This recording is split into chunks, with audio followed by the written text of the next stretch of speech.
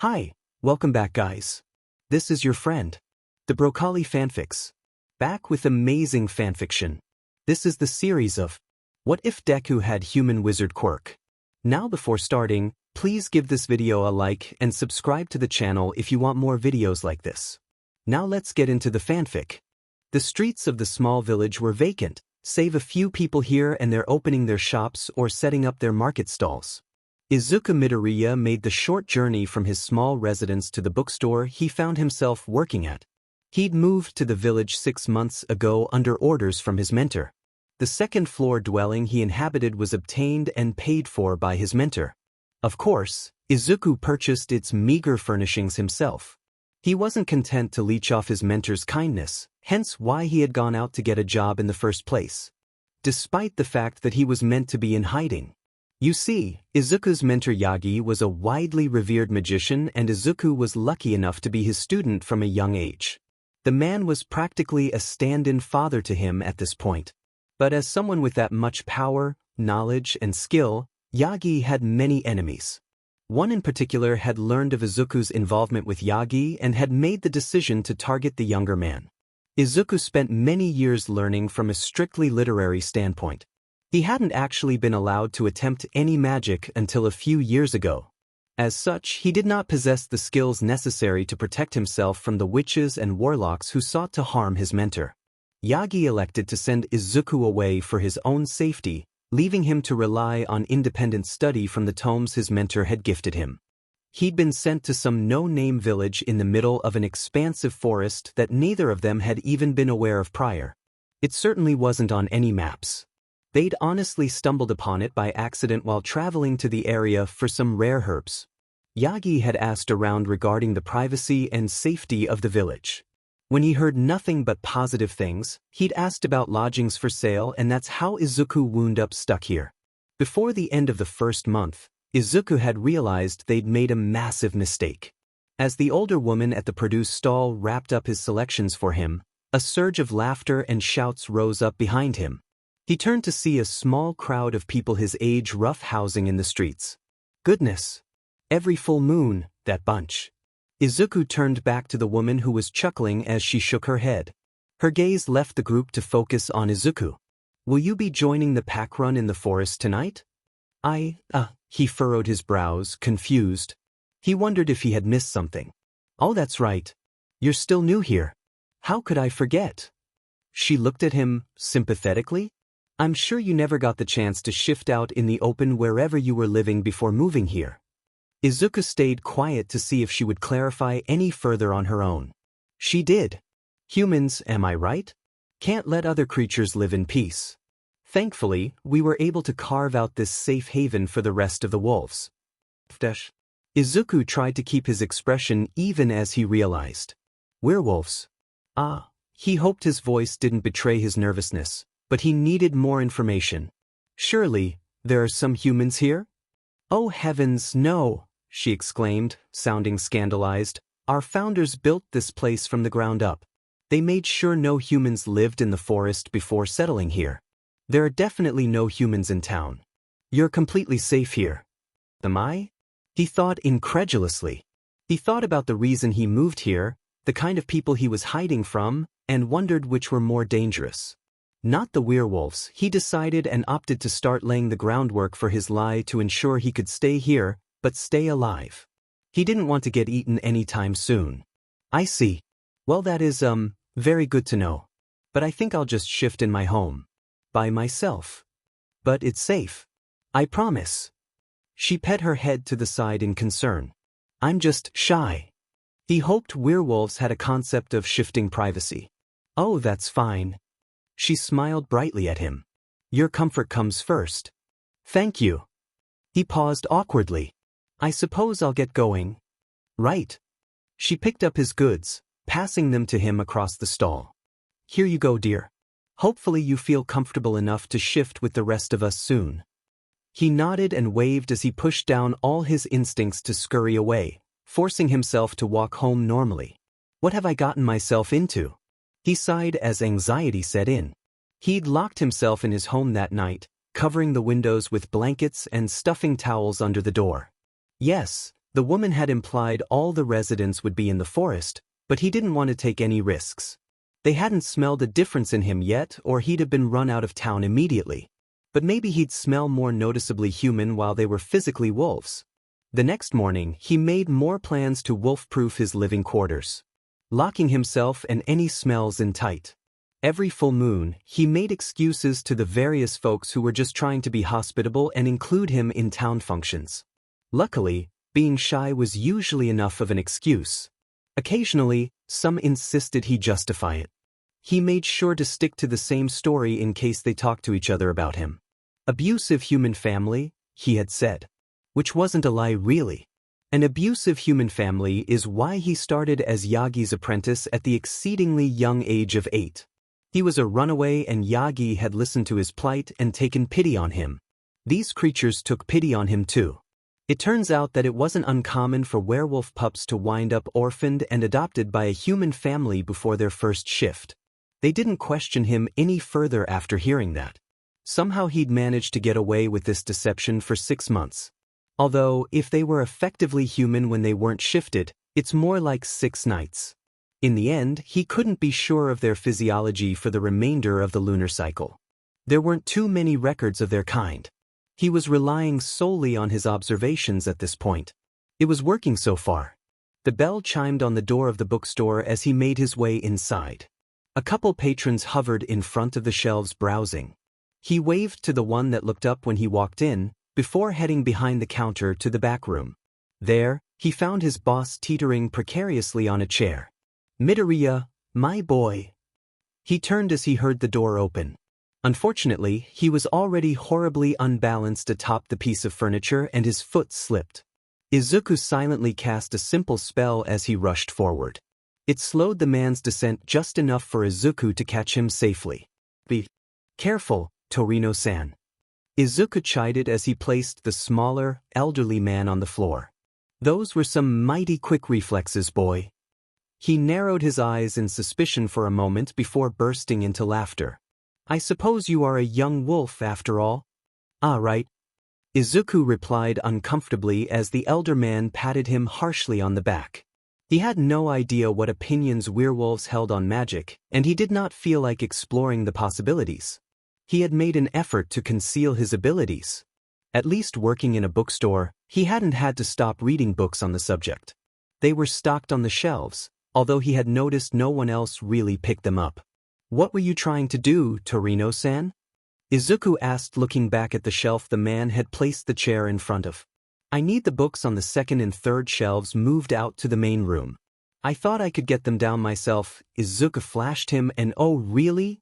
look and he turned away, embarrassed before continuing. "I suppose I should have waited for you. Or you could have gotten a proper ladder." The younger man scolded his boss, who simply shrugged at the subtle lecture. "No need. I have you now."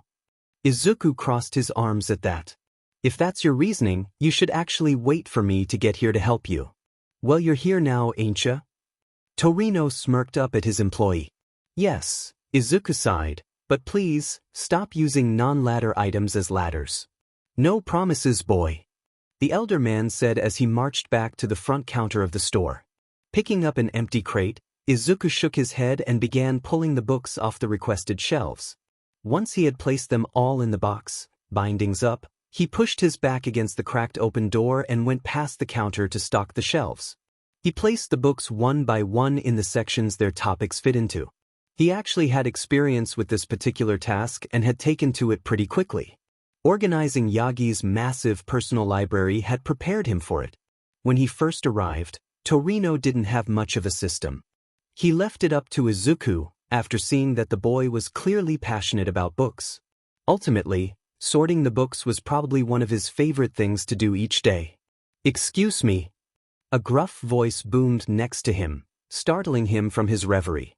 He nearly dropped the crate, but large hands shot out and gripped the sides. He looked up to meet angry red eyes. Sorry," he stuttered out. The red eyes narrowed and the crate was pushed back into his arms. He hung onto it tightly, his knuckles turning white. Red eyes glanced down at his tense hands before returning to his face. Izuku took in the large form of the man in front of him. He was tall and muscular with wild, spiky blonde hair. Holy shit, his mind supplied in awe. Cookbooks. The voice barked out. Izuku's eyes widened when he realized he'd been unabashedly staring at this clearly set-off guy. The shelf there, he pointed to the wall section at the end of the row he was in, the blonde glancing behind him, with the orange sign. Those are the cookbooks. Thanks. The blonde pushed past him without saying anything else. Izuku vaguely felt like fainting. Not only was that werewolf incredibly intimidating, but he was incredibly attractive. He quickly shook himself out of his stupor and shelved the last of the books in his crate. His gaze returned to the blonde as he worked. After shelving the last book, he sought out the man one last time, only to be confronted by those red eyes. Staring at him. He flushed before retreating behind the counter to the back room. He stayed in the back room, needlessly straightening up the shelves, until he was sure the blonde had to have left. Peeking out, he found no sign of the blonde. Relieved, he exited the room to continue his work. You know him, boy? Izuku's heart leapt out of his chest at the abrupt questioning from his boss, hiding just behind the door to the back room. Torino-san, he exclaimed, his heart still hammering. He sure wants to know you. The elder man smirked. Excuse me? His voice broke slightly. He asked when you got off. Torino looked so proud of himself, or of Izuku maybe. You didn't tell him, did you? He asked carefully. Course I did. Izuku could only sputter at that. You're welcome. Torino smiled and returned to the back room, leaving Izuku to mind the store. Izuku had spent the rest of the day working on things around the store and helping customers make their purchases. He tried very hard not to think about the fact that he might be killed that night. He did, however, run through his mental records of spells, working out which ones could be used in self-defense against a FING werewolf. He came to the resolute conclusion that nothing he knew was a guarantee of his safety, but there were a couple spells that would give him a fighting chance. Well, get going, boy. I need to lock up. Torino paid no notice to Izuku's anxious expression, all but pushing him out of the door. Izuku stood outside the door a moment after it shut in his face. The older man loudly clicked the lock shut, making a shoo motion at him through the window. Rude, Izuku thought to himself as he turned to leave. He only got a few feet from the store before a figure stepped in front of him. He stilled, seeing the blonde from earlier. The blonde that still looked sad. He watched him carefully, waiting for him to engage first. A solid minute passed in tense silence before the blonde seemed to come to a decision and stormed towards Izuku. Come, he said roughly, grabbing Izuku's wrist and dragging him down the street. Not strong enough to do anything about it, Izuku did his best to keep up with the man's long strides. He was waiting to be dragged into an alley, where he'd be freer to use his spells than he could out here on a main road. Big mistake, he realized, as the blonde dragged him into another shop instead. A bell chimed above them as they entered. The scent of leather and smoke assaulted his senses. You brought him. A cheerful voice rang out. The blonde dropped Izuku's arm, so he turned to the voice and promptly froze. He thought the blonde was huge. He was wrong. This one was huge. Standing behind the counter was a man with spiky red hair. Clearly styled this way, unlike the blonde's. His eyes were the same crimson red as the blonde. Completely opposite of the angry blonde, this man had a blinding smile. If he noticed Izuku's poorly disguised fear, he said nothing about it. We have something for you, he said brightly instead. The blonde's hand was suddenly on Izuku's back, pushing him towards the counter. He stumbled but ultimately stayed upright. Katsuki, be nice, the redhead scolded. The blonde, Katsuki, huffed in irritation behind him. Unaffected, the redhead held his hand out to him. I'm Izuku Kirishima. This is Katsuki Bakugu. He motioned to the man behind Izuku. Izuku Midoriya. He replied slowly, confused as to why he was here and what they could possibly have for him. Izuku positively beamed back at him before ducking down behind the counter. He popped back up seconds later with a small box. So, we saw you a while ago, but we wanted to find the right thing for you. Izuku spoke as if Izuku had any idea what he was talking about and pushed the box across the counter. He watched him expectantly, so Izuku stepped forward to open it. He looked up at Izuku inquisitively, but he simply motioned for him to take the item out of the box. It was a scarf, strikingly close to the same shade of green as Izuku's hair. It was incredibly soft, but he had no idea what it was for. We picked that because it matches your hair, so that was intentional, and it's nearly winter. We haven't seen you transition to any warmer clothing since the seasons changed, and we were worried you'd be cold, so, scarf. Izuku looked up at the redhead while he explained unprompted. Breathe, Tai. Katsuki spoke as he walked behind the counter. He stood there, providing support without touching him. His peppier counterpart laughed sheepishly. Thank you. Izuku spoke softly, surprised by the apparent kindness of his neighbors. He did not, in fact, have winter clothing yet. He didn't bring much with him when he fled here. He placed the scarf gently back in the box for safekeeping. You absolutely do not have to answer now. Take your time. We just wanted to get that to you before it got too chilly. Regardless of your answer, it's yours. He scooped up the box, placing it in Izuku's hands. Katsuki, you should probably walk him home before it gets too dark. My answer? Izuku wondered, Katsuki rounding the counter and dragging him out the door before he could even ask what the question was. Izuku could be heard reminding Katsuki to be nice as the door swung closed. Where do you live? Katsuki demanded as soon as they were standing out on the street again. Finally, a full sentence. Izuku kept that thought to himself and gave the blonde directions. His arm was dropped at least, and he walked a few steps behind Katsuki as he silently escorted him home. Far too overwhelmed by the tension, he failed to ask him what the question was. Or, to say anything else for that matter. Thank you. Izuku managed once they had arrived because he did not forget his manners for any reason. The blonde simply nodded and waited for Izuku to climb the stairs to his second-floor dwelling. Once in his home, he peeked out the front window, only to find that the blonde was nowhere in sight. Confused by the entire incident, Izuku opted to skip his usual study session. He made himself a simple dinner to eat before turning in for the night. How will I figure out the question? Was his last thought as he finally drifted off. I think that went well. Izuku chirped the next morning as he was making breakfast. He was terrified of us. Katsuki scoffed. Yes, well, we don't know his history before he came here. The redhead replied thoughtfully. He could just be skittish in general. I asked around. Rumor is he lived with some shitty humans. The blonde growled. That would definitely make someone skittish. Izuku surmises. So, we just have to be cautious around him and pay attention to his reactions. Are you sure this is a good idea? Katsuki seems to curl into himself. I'm not exactly gentle.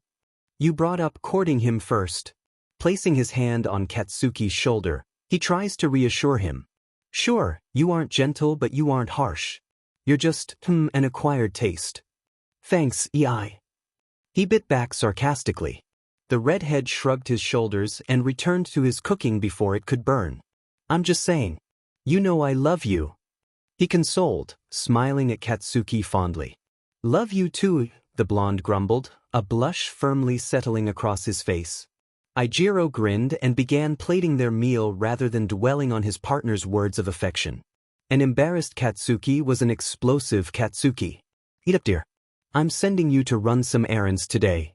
The blonde perked up at the thought of getting out that day. They ate while they discussed what needed to be done both in and out of their small store.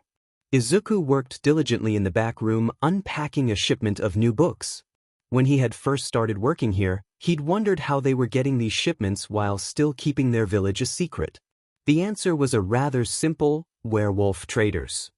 Although many wolves had congregated here, there were plenty scattered across the land. Some lived in hiding, while others lived and worked alongside humans for as long as they could keep their nature a secret. It was impressive, really, the way they had woven themselves into human society so seamlessly. It wasn't a perfect system, clearly. Humans encountered werewolves often enough that they were no longer considered a myth as they once had been. But still, folks had no idea they might be friends with the werewolf next door or the one running a stall in the market. The very fact that they were able to do this is proof that they are not the mindless beasts people say they are. Izuku's neighbors had been nothing but sweet and helpful since he moved in. They were respectful of his boundaries, which is more than he can say for some humans. Of course, he had no idea if their demeanors would change while shifted, or if they found out that he was actually a human. He wasn't keen on finding out. "How's inventory going?" Torino interrupted his musings, peeking his head through the door. "There's only a couple more crates left. I sorted them into stacks based on which section I'll be taking them to." Izuku motioned towards the piles of books he was surrounded by. "That's quite a lot of books," the elder man commented. "You placed the order?" Izuku retorted. "Yes, well, business has been better since you reorganized the shelves." His employer grinned like the cat who got the cream. "And your book recommendations are well received. I just like to read." The younger man tried to deflect. "That's an understatement. I'm sure you've read every book here already." Izuku stayed quiet since it was pretty close to being true. The customers appreciate your knowledge, and not only are they coming back with greater frequency, but they are also recommending us to their friends. "Face it, boy. You're a blessing to my business." Torino praised him openly. "Oh, I wouldn't go that far." Izuku blushed profusely. "I would. Keep it up, kid." His employer returned to the counter outside the door, leaving him to the stacks of books. "I wonder if he'd hold the same opinion if he knew I was human." Izuku wondered sadly. He finished unpacking and sorting the last few crates of books. After taking note of the inventory numbers, he started placing the stacks back in crates to make it easier to take them out to the main floor. He spent nearly the rest of the day shelving books due to the sheer number of them. If he missed the red eyes watching him through the store window, it was only because he was so busy with the new books. Katsuki made his way to the main market square in town at a leisurely pace. When he passed by the bookshop, he was disappointed that he couldn't see the Viridian hair anywhere among the shelves. He must be in the back, he figured, continuing on his way. Entering the square, he stopped to check the list Ijiro had given him before he left. Pocketing it again, he decided to start with the paints and dyes. The pink-haired woman who ran it started waving wildly as he approached. He rolled his eyes at her antics. "Hey, Katsu. How'd it go?" She had supplied the green dye used in the scarf, so she was well aware of their plans to court the newcomer. "We're giving him time to reply," he told her plainly. She seemed disappointed at that. "He asked for time?" She tilted her head inquisitively. "No, but..." He paused. He looked really anxious. "So Ijiro offered him time. Are you sure your scowling isn't what made him nervous?" She teased. "You'd think." But he seemed scared of EI too. He admitted. "Kiri wouldn't hurt a fly." She lifted her eyebrows in surprise. "Yeah, we know that. This guy was raised around humans though." Katsuki defended. "He may not have ever encountered another wolf before now." "That's true. Our kind is spread pretty thin in certain areas." She conceded. "Not to mention how cruel humans can be to us, or even to each other." She shivered at the very thought. "Yeah, so we're giving him time. Don't bother him," he warned her. Come on. How is he supposed to know we won't hurt him if he doesn't get to know us?" "Oh my gods. You didn't even think of that, did you?" She doubled over laughing. Katsuki bristled. "Sweetie, you two are dumb. No offense." "Shut up, Pinky." "No. Listen to me. Your best bet is to introduce him to your friends, like myself, and include him in things. That way he will get used to us." "We aren't friends." His eyes narrowed at her. "Oh, Katsu, I'm hurt." She mocked, feigning sorrow. "I'll talk to EI about it." He pulled out his shopping list. All right. She backed down, eyeing the paper. "What did he send you for?" "Paints and dyes." He handed the paper over to her so she could read the colors herself. She worked expertly, collecting what she already had and mixing up what she didn't. She packaged them up, informing him of 2 colors of dye she left out. "I'll need to mix them at home," she said, handing him the wrapped parcel. "I will run them by your shop Thursday evening." He thanked her, heading to the next stall he needed to stop at. He traveled through the square collecting what he could from the list and arranging DLVI for the rest. He chatted with several of the merchants since he was on friendly terms with them. On the way home he stopped at the bookstore window again. A familiar tuft of green hair peeked out over the top of the shelves. He watched it move up and down the aisle before finally turning the corner, revealing the small man it was attached to. His emerald eyes moved from focusing on the crate in his arms to scanning the bindings of the books on the shelf in front of him. He stopped every few steps to pull a book from the crate and slip it between the others on the shelf. The fact that he remained oblivious to the blonde watching him was either a testament to his concentration or his complete lack of awareness for his surroundings. Katsuki would have to keep an eye on him to figure out which. If it was the latter, he would have to do something to ensure his safety. The older man at the counter waved to Katsuki through the window. The blonde nodded and turned to finish the trip home, sparing one last look at the green-haired man who was still completely oblivious to his presence. When he finally got home, the bell at the door chimed, signaling his arrival. Ijiro looked up from the table he'd been arranging items on and greeted him. Katsuki grunted in acknowledgement and carried the items he'd brought home to the workshop. A few moments after he set everything down on a clear surface, Ijiro trailed in after him to help him unpack everything and put it away. Pinky said we should introduce Izuku to everyone else. Katsuki started as they worked. Did you tell Mina we were giving him time? Ijiro asked quietly. Yes, but she had some good points. The blonde reluctantly admitted. Like, he prompted. If he did have a hard time before coming here, how will he know we won't hurt him if he doesn't get to know us first? All of us, not just you and me. I didn't think of that. Ijiro looked as if he was appalled with himself. Of course, he might need to be desensitized to new people. So while we wait for his answer to our courting request, we should introduce him to people. Not as a mate but strictly as a new resident. Katsuki looked to Ijiro for confirmation. Yes, definitely, he agreed. Although, we'd have to let everyone know prior to meeting him so that they don't press him on the courting request. We don't want him to feel pressured. Katsuki hummed and nodded. I let a few people know today, but I'll tell the rest so we can set something up. Should we keep introductions to a few people at a time? He might get overwhelmed by larger groups. Ijiro tilted his head in contemplation. I've noticed he doesn't come to pack runs. We could just ask him if he'd be okay with a group, the blonde supplied. Should I do it? You could barely speak to him yesterday. Ijiro pointed out. Sure, whatever, Katsuki grumbled. I'll go to the bookstore tomorrow then. Ijiro smiled. I'll tell him we're setting up a get-together and give him an estimate of how many of our friends could show up. The blonde scoffed. They will all be there. They wouldn't miss this. Right, that's true. The redhead laughed. They discussed what they should plan for the meetup and who they should invite, while they finished putting things away.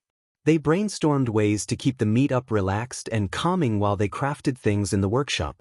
They talked about the outcome they hoped for while they handled shop business.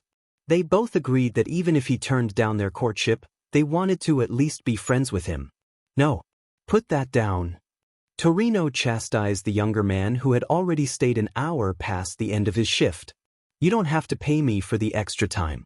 I just want to finish, he protested, adamantly hanging onto the crate of books he just picked up. That's not the problem, boy.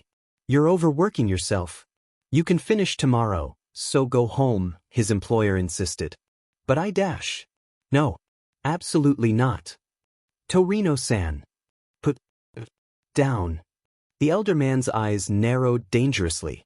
Izuku sighed in defeat and placed the crate on the table it had been on. He didn't like leaving things unfinished. He was quickly ushered out of the store by his employer, left with no other option but to return home. On the way he stopped by the baker's shop to pick up a few things for dinner. He'd be studying tonight and wouldn't have time to cook something. When he got home, he placed his purchases on the kitchen table for later. He entered his living room and made sure his window was covered. If he was going to practice his magic, he didn't want to risk anyone seeing him through the windows. He pulled several books off the bookshelf he had made by stacking the spare crates that Torino let him take home. It wasn't exactly sturdy, but it would stay upright as long as he was careful adding and removing books. Placing the stack of books on the desk, he looked at the small box containing the scarf he'd been gifted. "Oh right, the mysterious question," he thought.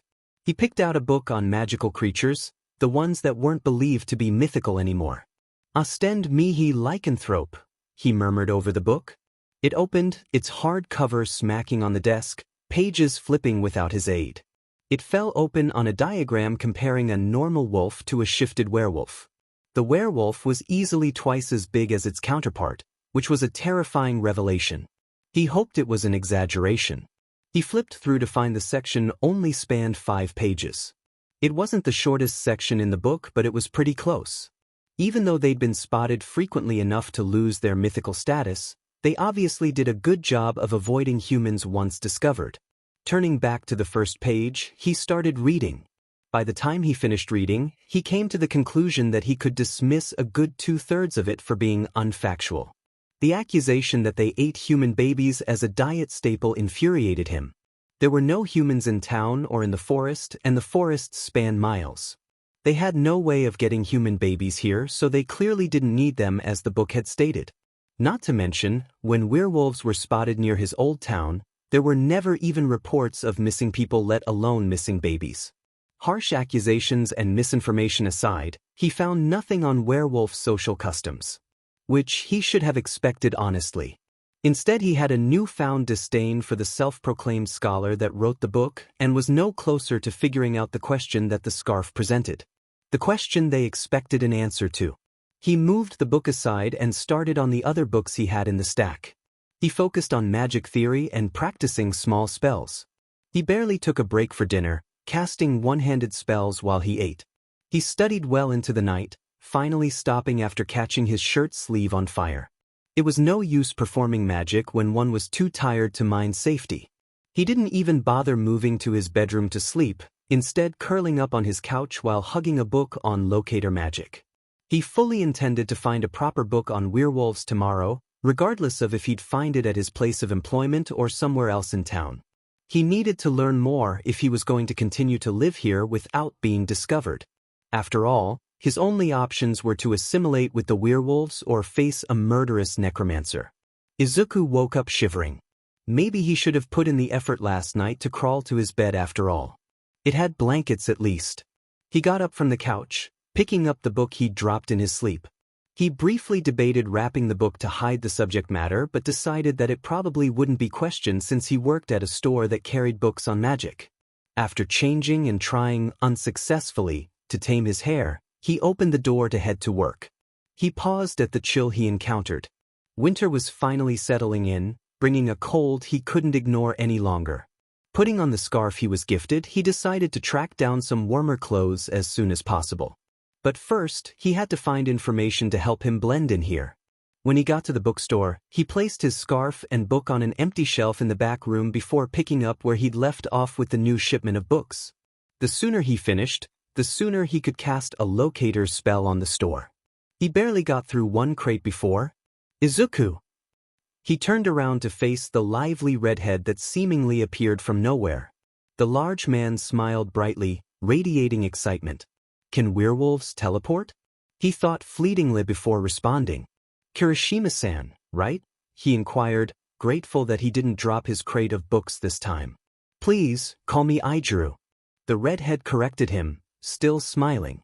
"Okay, Izuku then," he agreed, returning the smile. "Did you need help finding a book?" "No. I actually wanted to ask if you were uncomfortable with groups.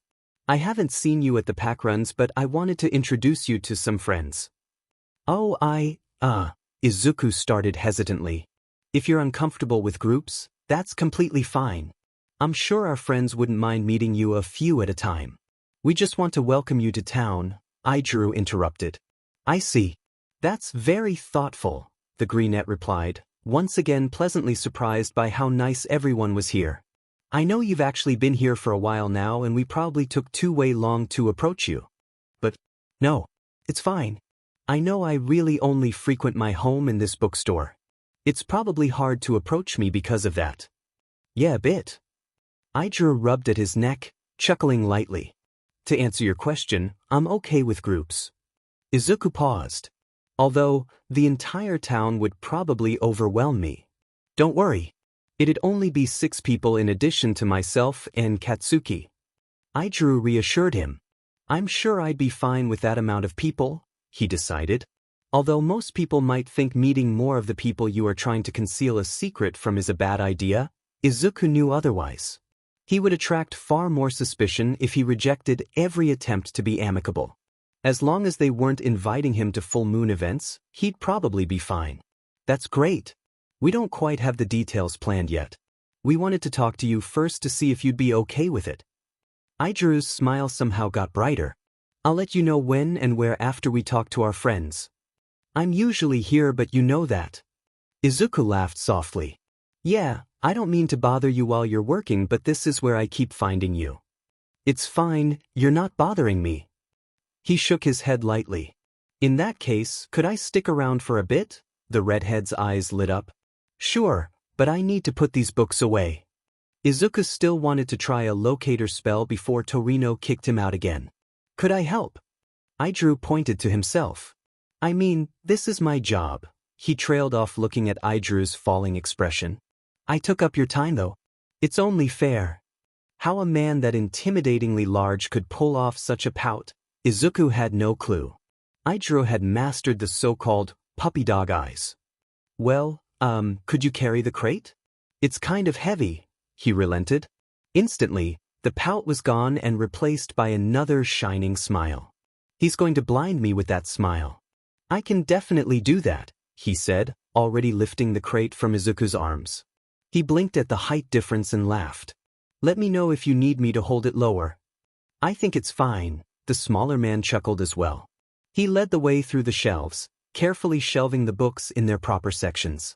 When they had emptied the crate, he tried to let Izuku know he could go.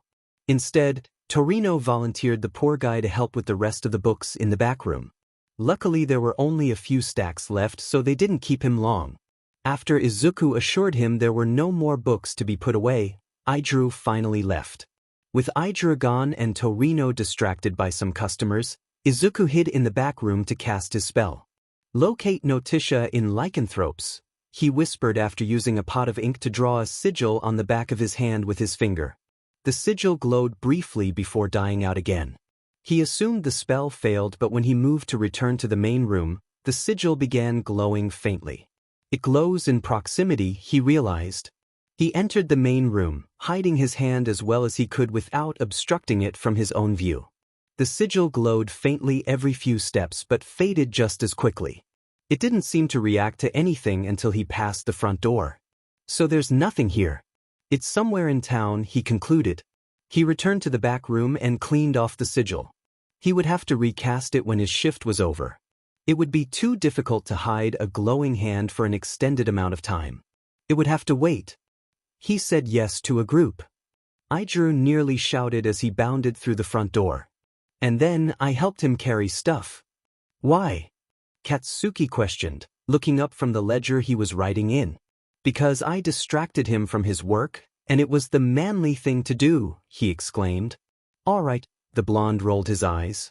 So I should talk to the others now? Yes. Ask Momo and Kyoka first. They might let us hold the meet-up at their place. Izuku suggested. Katsuki nodded, aware that out of their group, they had the biggest residence. FING rich people, he remarked despite that. Katsuki, those are our friends you're talking about? Izuku gasped, scandalized. They are the exception. I stand by my statement. He smirked as his partner shook his head. Just don't be rude to them when you ask, the redhead warned him. I'll be on my best behavior, Katsuki quipped sarcastically. That's all I ask for, Izuku replied, ignoring his sarcasm. Following the glowing sigil on his hand, Izuku trekked through the town. He kept his hand covered when people passed him in the streets. The sigil glowed brighter the closer he got to what he was looking for, but the glow was inconsistent, making it a little difficult to follow. Izuku soon found himself on a street he hadn't been on before. The buildings around him appeared to be mostly residential. Please, don't be in someone's house, he pleaded. The glow became blinding outside, thankfully, a building marked apothecary. He entered, keeping his hand covered to hide the glow. Hello. Silence greeted him. He couldn't see anyone in the small shop. He took in the shelves lined with bottles and jars of herbs, salves, and teas. There were no books as far as he could see. He turned to view the rest of the room, only to feel something dig into his chest. He froze and looked down to see a cane pointed at him. At the other end of it stood a short, elderly woman. Her eyes narrowed at him suspiciously. Hello, he squeaked, backing away from her cane so that it no longer dug into him. What exactly is a human doing in my shop, pray tell? Mistrust bled into her voice, but it held no aggression. Izuku struggled to catch up with the quick accusation. I'm not, he tried pathetically. Don't lie. I can smell you, dear. She poked him lightly with the cane. Izuku paled. Can others? My gods. Why haven't they run me? Calm down, child. She interrupted his panicked rambling. I highly doubt they can. Why can you? He essayed in deep breaths, trying to stave off his growing panic. Because I'm a healer, and I deal with magic regularly, she supplied. What does magic have to do with my scent? She snorted and lowered her cane. How do you think werewolves shift, dear? Natural, involuntary magic. So long as we're in human form, we just smell like people and magical energy. She smiled as she explained. Since I've worked with magical energies for decades, I have learned to distinguish them. Magic smells? He asked, surprised. Oh yes. It's faintly different per species, she informed. But to the untrained nose, or someone with a lesser sense of smell, it's not noticeable.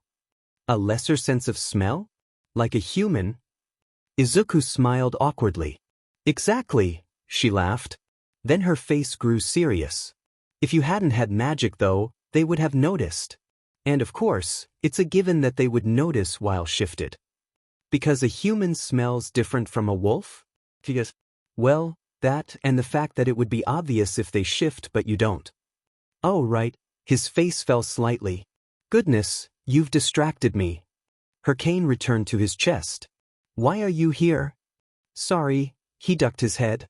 I followed a locator spell here.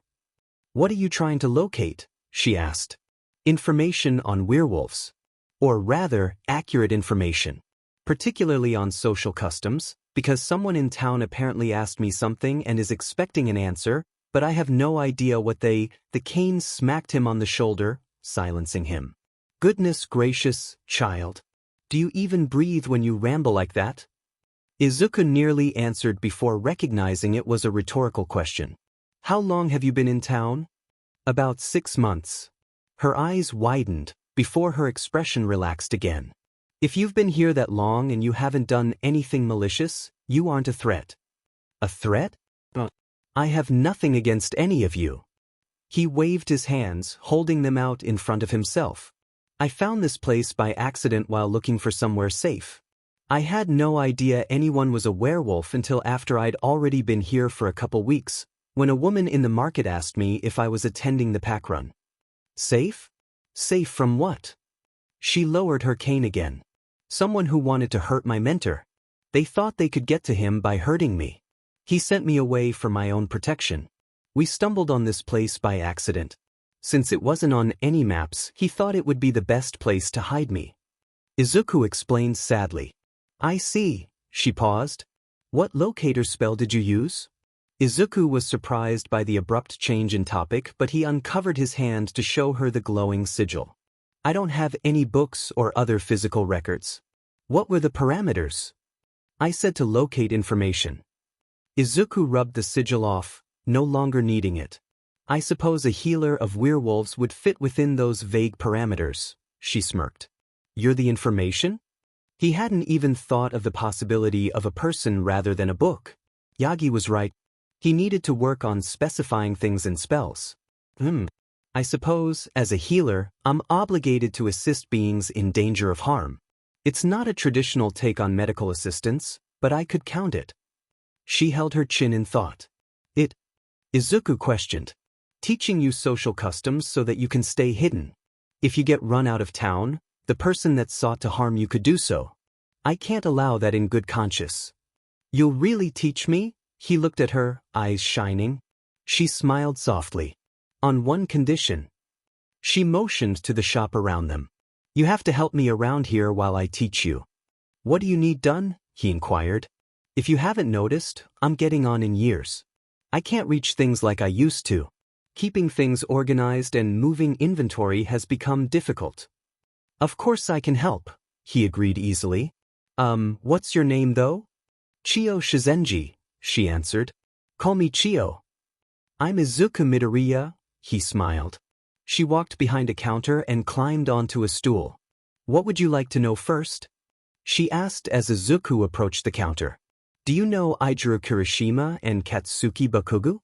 Sure, I've treated them since they were pups. She smiled fondly. What about them? A couple days ago, Katsuki borrowed me. She raised an eyebrow at that, after I finished working and took me to a shop to meet Ijiro. They gave me a scarf. She nodded for him to continue. Ijiro said they were giving it to me because they were worried about me freezing in the upcoming winter season, but then he mentioned something about an answer? He never asked a question. He did. Non-verbally, she clarified. If you were a wolf, you'd have understood right away. What was the question? Izuku had figured it was non-verbal since he was sure nothing was asked. Werewolves give gifts to initiate courtship. The scarf was a request to court you. Any gift? He tilted his head in confusion. Gifts with that level of thought between anyone that isn't blood-related. She motioned towards the scarf he was wearing. That is nearly the same color as your hair. They either looked for it for a while or they had it custom-made. If it's to initiate courtship, does that mean they both want to court me? Am I expected to pick? No, they are courting you together. She shook her head. They are already a couple. Is that typical? He'd never heard of this. I've noticed it's less common among certain species, but relationships containing multiples are fairly common among werewolves. She stated. What should I do? He looked at her with worry. I can't answer that, dear. She replied with a wry smile. It is customary to wait as long as it takes for a definitive answer. They won't pressure you, so take your time. If I said yes, wouldn't they find out I'm human? It is a potential eventuality, she conceded. But if I say no, they would respect that, she affirmed. Unless, perhaps, you don't want to say no? I mean, I don't know them. Getting involved with them would be a risk, he tried. But they are handsome, she nodded seriously. Chio, that's shallow. Izuku exclaimed. She only laughed. Hush. Most romantic endeavors start with an initial physical attraction. It's nothing to be embarrassed about, dear, she assured. In the end, it's up to you. You can take your time deciding. Izuku nodded, a light blush on his face. Chio pointed out a shelf that she needed rearranged, and he worked on that while she explained the courting process to him. He was amazed at how formal it was for werewolves compared to what he's seen for humans. When she learned that he worked at Torino's bookstore, she asked after the elder man. Apparently, he was overdue for a physical.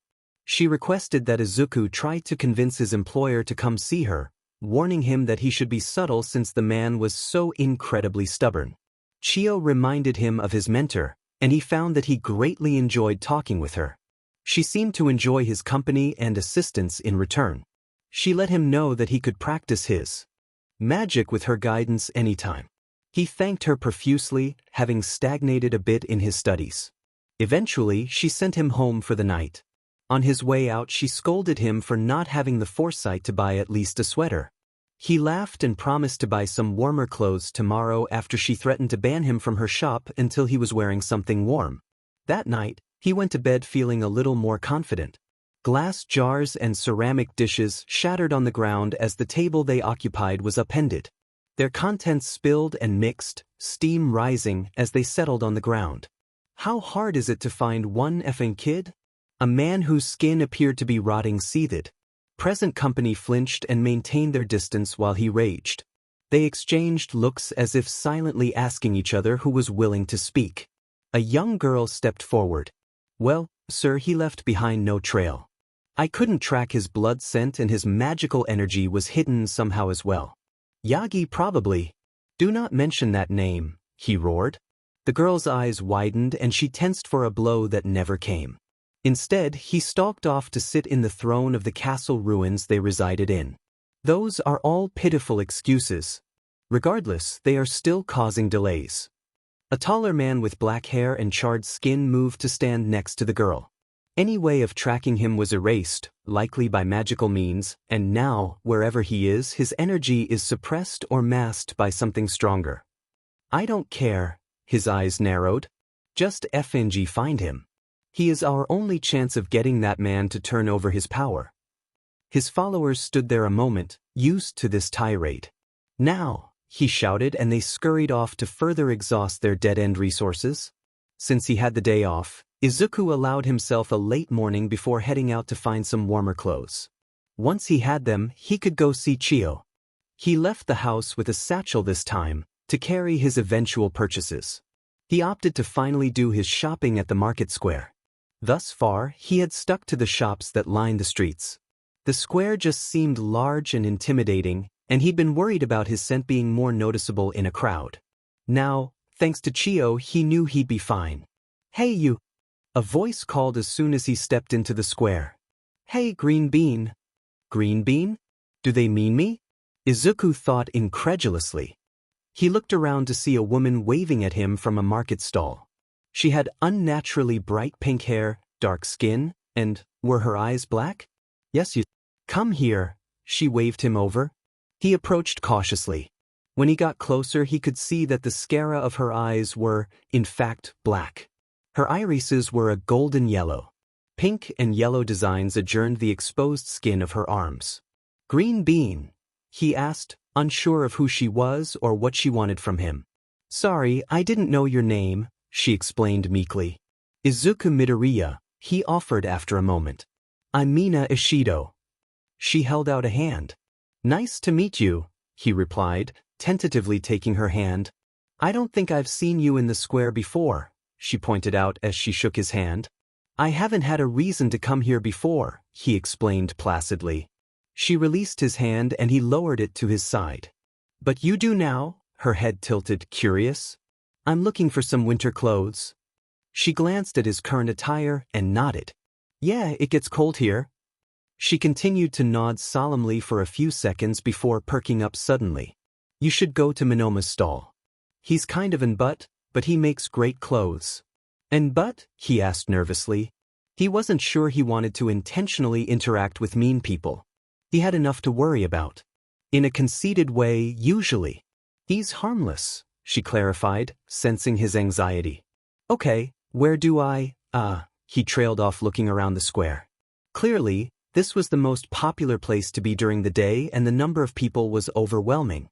He was never good with people, to begin with, and now he was surrounded by people he was slightly afraid of. "I could run you there real quick." She smiled and looked around before she spotted someone. "Excuse me, Kiyama-san?" An older woman with dark purple hair a few stalls away called back. "Yes, Mina-chan? Could you watch my stall for a bit? I'm going to take this fella to Minoma."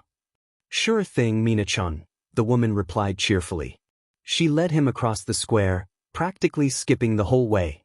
He couldn't tell if she was that excited to help him or if she was just an incredibly cheerful person all the time.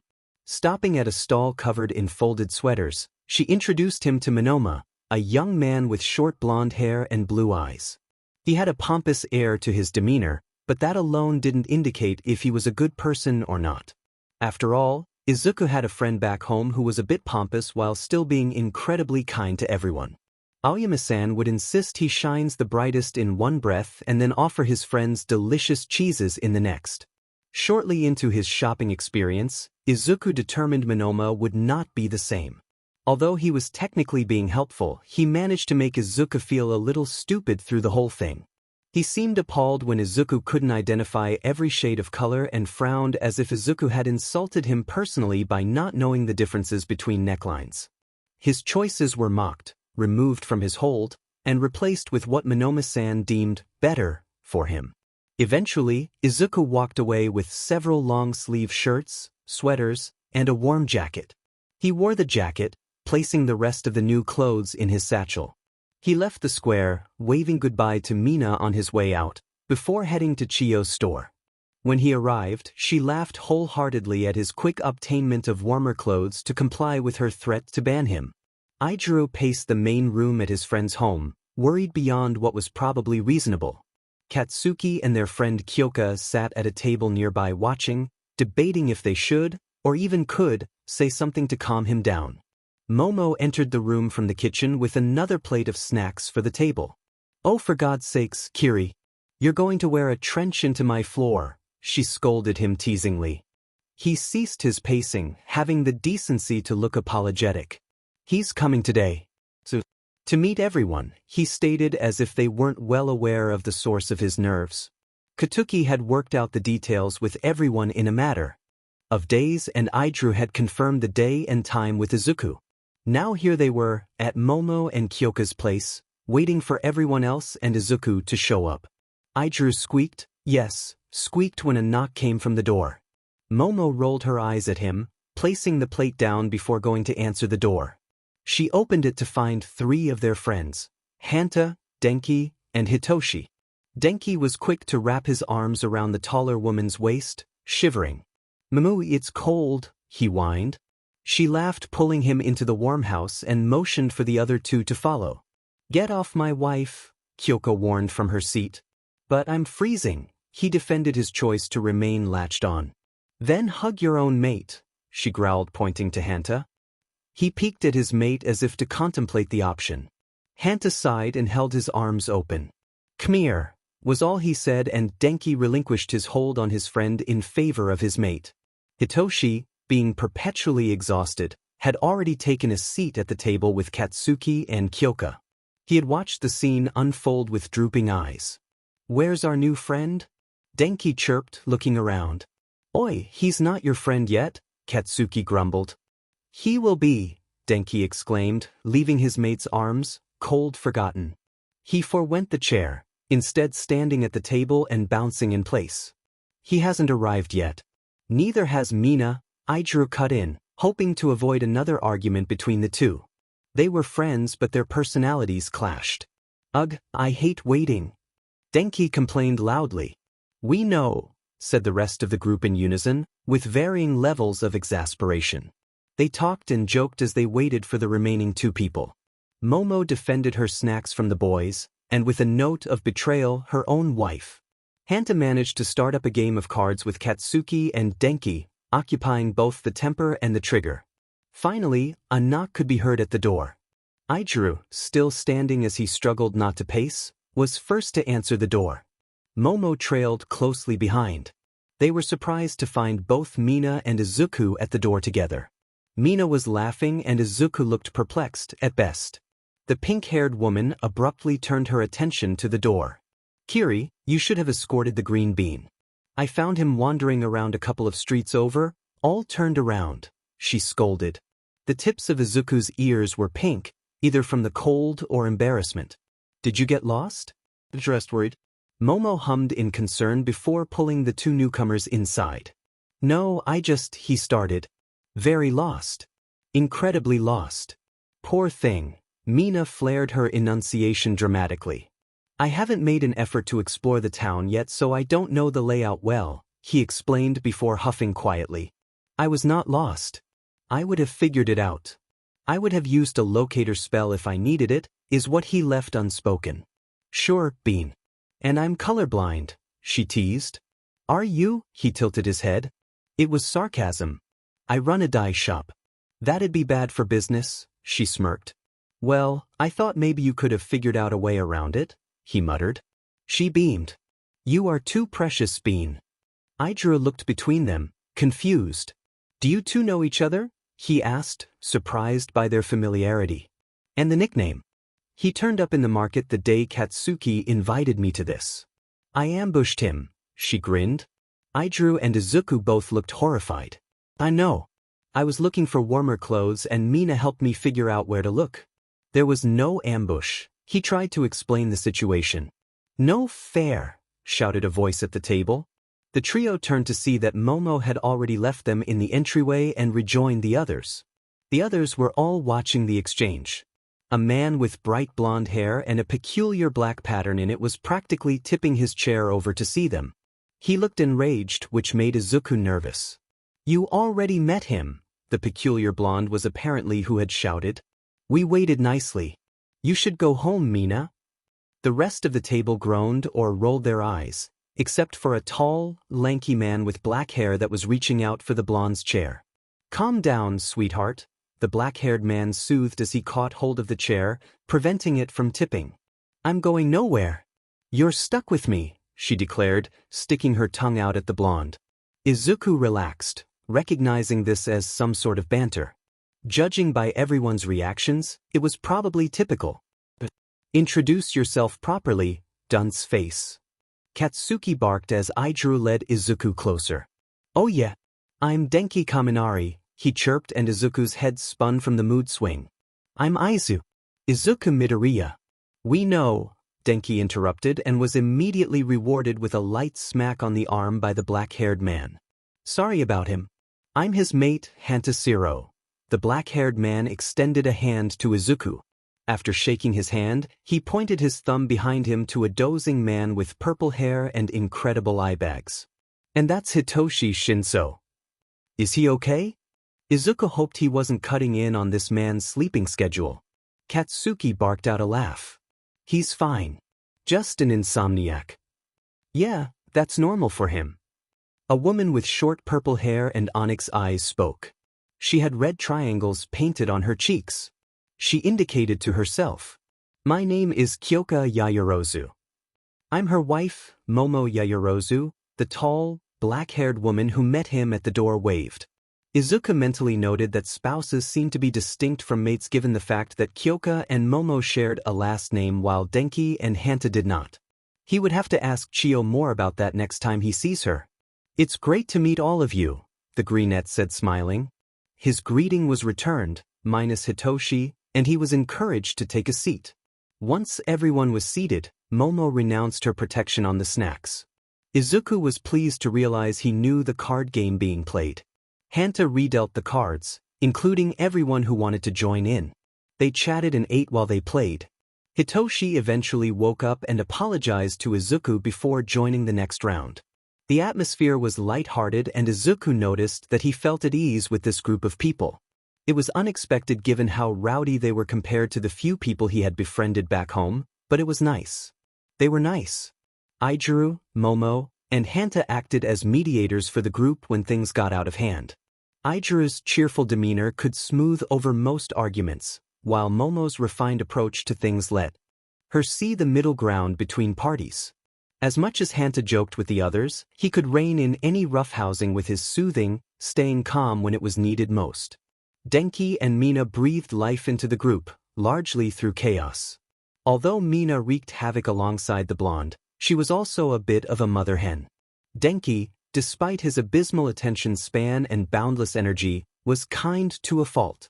Kyoka, on the other hand, was much calmer and spent more time listening to discussions rather than joining in. This didn't mean she was nervous about giving her input, though. Katsuki was far less aggressive than Izuku initially thought. He had noticed that the blonde was more bark than bite. Although he was loud, he hadn't laid a hand on anyone, regardless of his repeated threats to do so. Sometimes, Izuku caught him smiling at the group when he thought no one was looking. Then there was Hitoshi. When he was awake, he had a surprisingly sarcastic sense of humor. He was quick-witted despite how tired he looked. All in all, the meetup had gone well.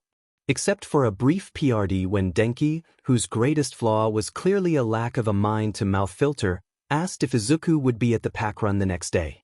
He nearly choked on the tea Momo had made. Idru, Katsuki, and Mina looked panicked at the question while the rest turned to Izuku, curious. I've never seen you at one, Hanta commented gently. If you're worried about the number of people there, we usually break off from the main group, Kyoka added, trying to be helpful. Izuku hesitated to speak in his panic. Luckily, he didn't have to say anything. He doesn't have to go and he doesn't have to justify it, Katsuki snapped, growling. Something seemed to flicker through the group, going over Izuku's head.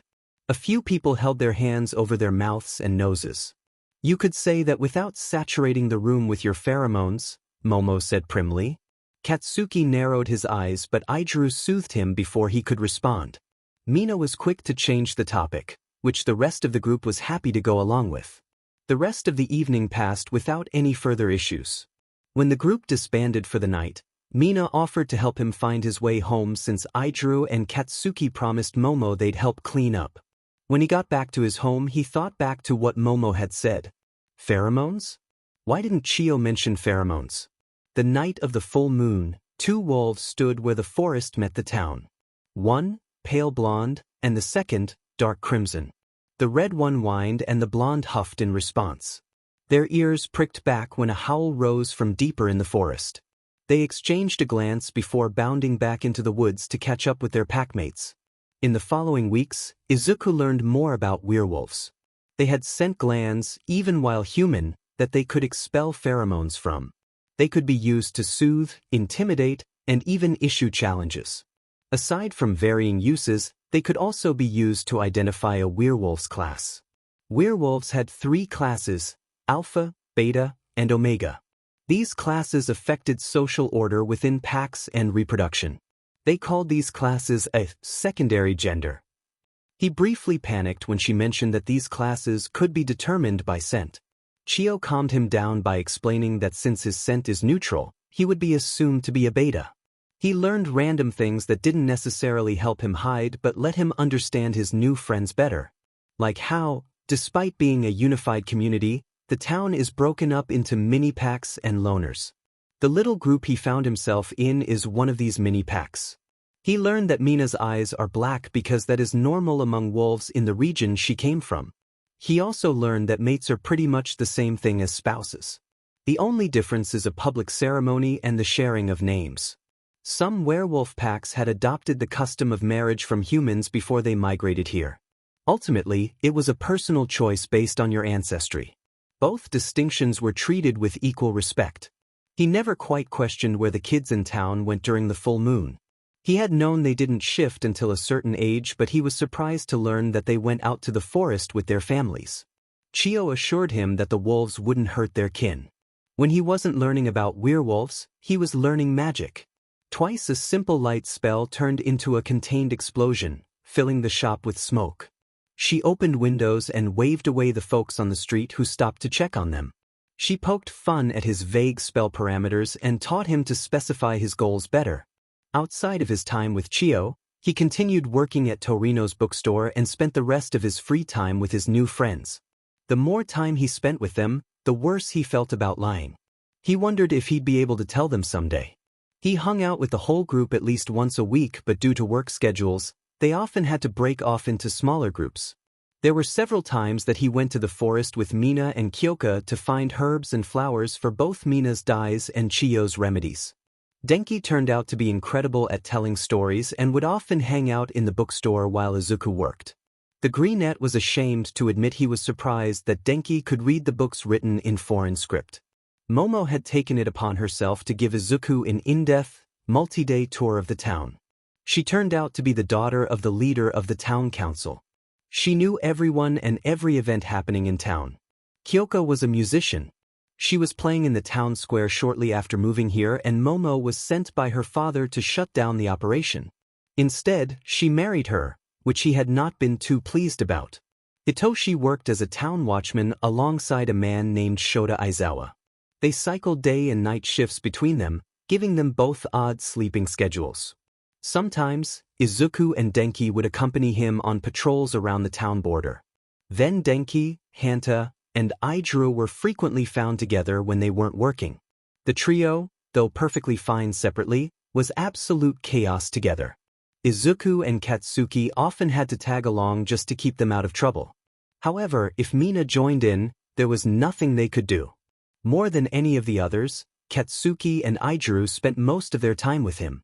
They both accompanied him as often as they could but seemed content if only one of them could.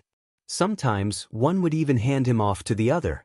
Izuku was often a bit embarrassed by how much attention they gave him. He had told them a few days after the last full moon that he was unable to give them an answer yet. He explained that he didn't understand all of their customs since he was raised among humans and that he didn't want to say yes or no until he better understood things. They seemed satisfied with this explanation, assuring him he could take as long as he needed.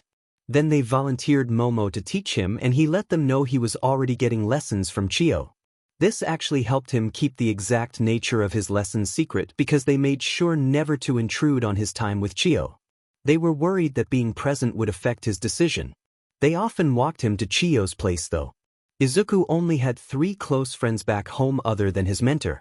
He'd gotten close with them over years, but somehow he felt the same level of closeness with this new group in such a short time. It was like he belonged here. As his bond with the pack grew stronger, he found himself hoping he could find a way to stay forever.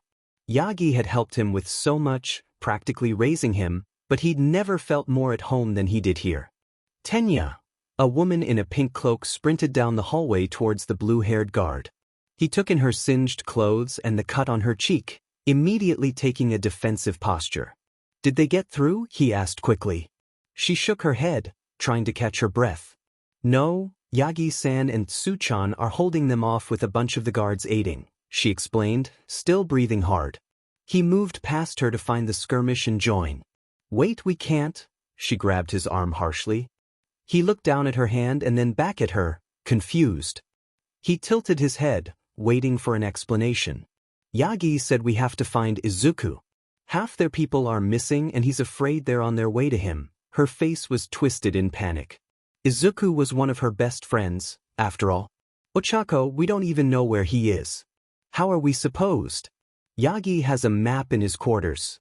He told me where to find it, but we have to go now." She pulled him in the direction they needed to head. He nodded stiffly and followed her as she broke into another sprint. He had no trouble keeping up. When they reached Yagi's quarters, Ochako threw open the typically locked doors using the spell key he had shared with her. Tenya stood at the door, prepared to fight anyone who may try to attack them. Ochako made a beeline for a wardrobe across the room.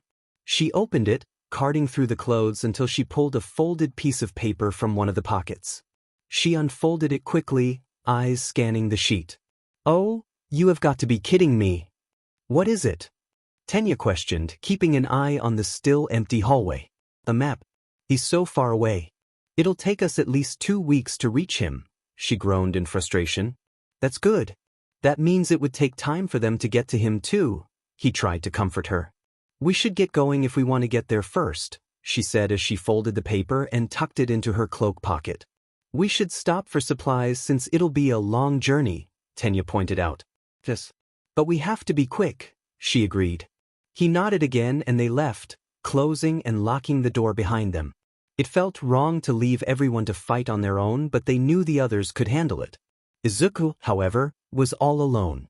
Izuku trudged carefully through the forest. It was the day of a full moon, but it was still midday. He was looking for spell materials so that he could practice during his night in. He was supposed to meet Aijuru and Katsuki in a few hours at the edge of town so that they could walk him home. He had tried telling them he'd be fine, but they insisted. As he neared a familiar line of mushrooms, he stopped to pull a wrapped pastry out of his satchel. He opened the cloth, placing the treat down on a large stone just inside the mushroom line. He only had to wait a moment before soft giggling joined him. "What is it this time?" asked the disembodied voice. "Apple," he answered, smiling. He watched as the pastry seemed to levitate from the stone. A few bites appeared. He heard a pleased among chewing noises. "Oh, this is delicious. Thank you. You may harvest what you wish," the voice chirped. He had met the sprite named Hagakure a couple of weeks ago and had taken to bringing her treats in exchange for herbs and flowers from her territory. "Thank you, Hagakure," he said before turning around and delving deeper into the forest. This area of the forest always seemed a little bit more alive than the rest. He took time to take in the scenery while he gathered the materials he needed. After some time, he came to a ravine. He'd realized during his first encounter with it that it was likely a river that had long since dried up. He hopped up on the fallen tree that stretched across to make his way to the other side. He noticed that there was more moss creeping up the sides than there had been. Perhaps it rained here recently? He thought to himself. Halfway across, a litany of curses escaped him as he slipped on a patch of moss and fell from the tree. Apparently, he had lost consciousness at some point because he found himself waking up. He groaned, looking up at the sky. Orange had started bleeding into the blue sky. Ugh, That's not good, he managed to think despite how much his head throbbed. All of him throbbed actually. He sat up, ignoring his protesting muscles. He needed to get home. He tried to stand, only to fall as soon as he put weight on his right leg. He sat up, holding his leg as if gripping it could somehow stop the pain he'd inflicted on it by standing. I am so effed, he whined. He looked around at his surroundings. The ravine wasn't incredibly deep, but he definitely couldn't reach the ledge to pull himself out. If he could walk, he could probably follow it to a shallower point and then climb out. He rolled up his pant leg to survey the damage. It didn't look deformed, although that didn't rule out a break or fracture. The skin around his ankle and lower leg were badly bruised and swollen. The inside of his leg was scrapped up where it had rubbed against the bark of the tree. It was bleeding but not heavily enough for blood loss to be a concern. The severe bruising, however, could indicate internal bleeding. Uku! He belatedly realized he could hear someone yelling. He looked up at the sky again, taking in the deepening orange and wondering if he should call for help or keep his mouth shut. Could he hide from the wolves tonight? He wondered. If he tried, his next concern would be freezing to death. It was cold enough at night now for frost to form by morning. Izuku, where are you? He recognized Ijuru's voice as it got louder. He's effing close. I can smell him. He recognized Katsuki's voice next, although it was much closer. A rapid crunching noise could be heard, like one of them was running. I smell blood, cats. Ijuru's panicked voice was closer now. He heard Katsuki grumbling out curses. If they could smell him, Izuku realized, hiding was not an option. Ijuru? Katsuki? More rapid crunching followed. He rolled his pant leg down. Izuku! Ijuru called, sounding relieved. I'm down here, he called back. He looked up in time to see Katsuki's head peek over the ledge. Ijuru's red hair popped up next to him a second later. Sheet, Katsuki bit out before disappearing again. Ijuru knelt down, his hands on the edge. Katsuki's going to find a way for us to get down there, Ijuru reassured him. Are you hurt? I smell blood. Yeah, I can't get up. I lost consciousness too, but I'm not sure how long I was out. Ijuru's eyebrows pinched in concern. Are you losing a lot of blood? The redhead asked. No, it's just a scrape. I'm more concerned about a broken leg at this point, Izuku clarified. Ijuru's eyes widened considerably at that. We'll be down there soon. Just hang on. Izuku nodded. He looked up at the sky again, wondering how much time he had left. Ijuru seemed to notice this. I'm sorry, Izuku. I don't think we can get you back to town in time, he apologized gently. It sounded wrong since he was about to find out Izuku had lied to him. Izuku fought against the tears that started to form, but he couldn't help the few that escaped. Oh, sweetie, please don't cry. I'm sorry you have to shift like this before you're ready, but we'll be here for you, Ijuru soothed, misunderstanding the cause of Izuku's tears. The greenette couldn't swallow the sobs that erupted from him. He buried his head in his arms to muffle his cries. He heard Ijuru shushing him, trying to soothe him with soft words and encouragement. Is he okay? Katsuki asked when he returned. He might have broken his leg, but he didn't start crying until I said he might have to shift here, Ijuru explained to the blonde. Izuku wouldn't have been able to see his reaction through his tears, so he kept his face in his arms. Izuku, Katsuki spoke. I found a way down. There's a lower point less than a mile from here. We aren't leaving you. It'll just be a little while, okay? Izuku nodded to let them know he heard. Footsteps retreated, leaving him in silence. A mile one way and then back sounded like it would buy him time to collect himself, but he was reminded of the fact that they were werewolves when he heard footsteps not even 10 minutes later. FNG magically enhanced bullshit, he cursed inwardly. Which leg? Katsuki asked as they approached. Ijuru kneeled next to him and started wiping his tears away with more care than he felt he deserved at this point. My right one, he answered. Katsuki was quick to roll his pant leg back up and evaluate the injury. If Izuku kicked out with his left foot the second Katsuki put his hands on the tender flesh of his right leg, that was not his fault. Luckily he missed. Hold him, Katsuki growled and Ijuru complied, holding Izuku's left leg down firmly. When he was satisfied that he wouldn't be kicked again, he reached for Izuku's right leg again. The greenette still squirmed, desperately trying to get away. Izuku tried to soothe him through it, but squirming quickly devolved into sharp whines. Katsuki let go, holding his hands up in surrender. If that's not broken, it's at least fractured, Katsuki concluded aloud, watching Izuku curl up into Izuku's embrace. The greenette eyed the blonde warily. I'd start carrying you back, but if I shift quickly, I could drop you and make it worse. So are we shifting here? Izuku asked, petting Izuku's curls. Izuku shivered, terrified. Looks like it, Katsuki answered. He took off his jacket to drape it over Izuku, thinking he was shivering because he was cold. They watched the sun finish setting in silence. Before the last rays of the sun left the sky, Izuku stood up. Izuku followed the motion only to quickly avert his eyes when the two men started stripping without warning. Yeah, okay, that makes sense, he thought to himself. Do you need help? Izuku asked after a moment. Right, they think I'm going to shift too. No, Izuku spoke quickly, shaking his head. To hell with appearances. I will die with my dignity. He could feel their gazes on him, but neither of them pushed the topic at least. In the distance, a howl rose above the trees. More joined every second. When he heard gasps of pain and what he assumed was the crunching of bones next to him, he squeezed his eyes shut, waiting with bated breath for what he hoped was a quick death. Izuku waited for several minutes, but all he could hear was silence. Hesitantly, he opened his eyes.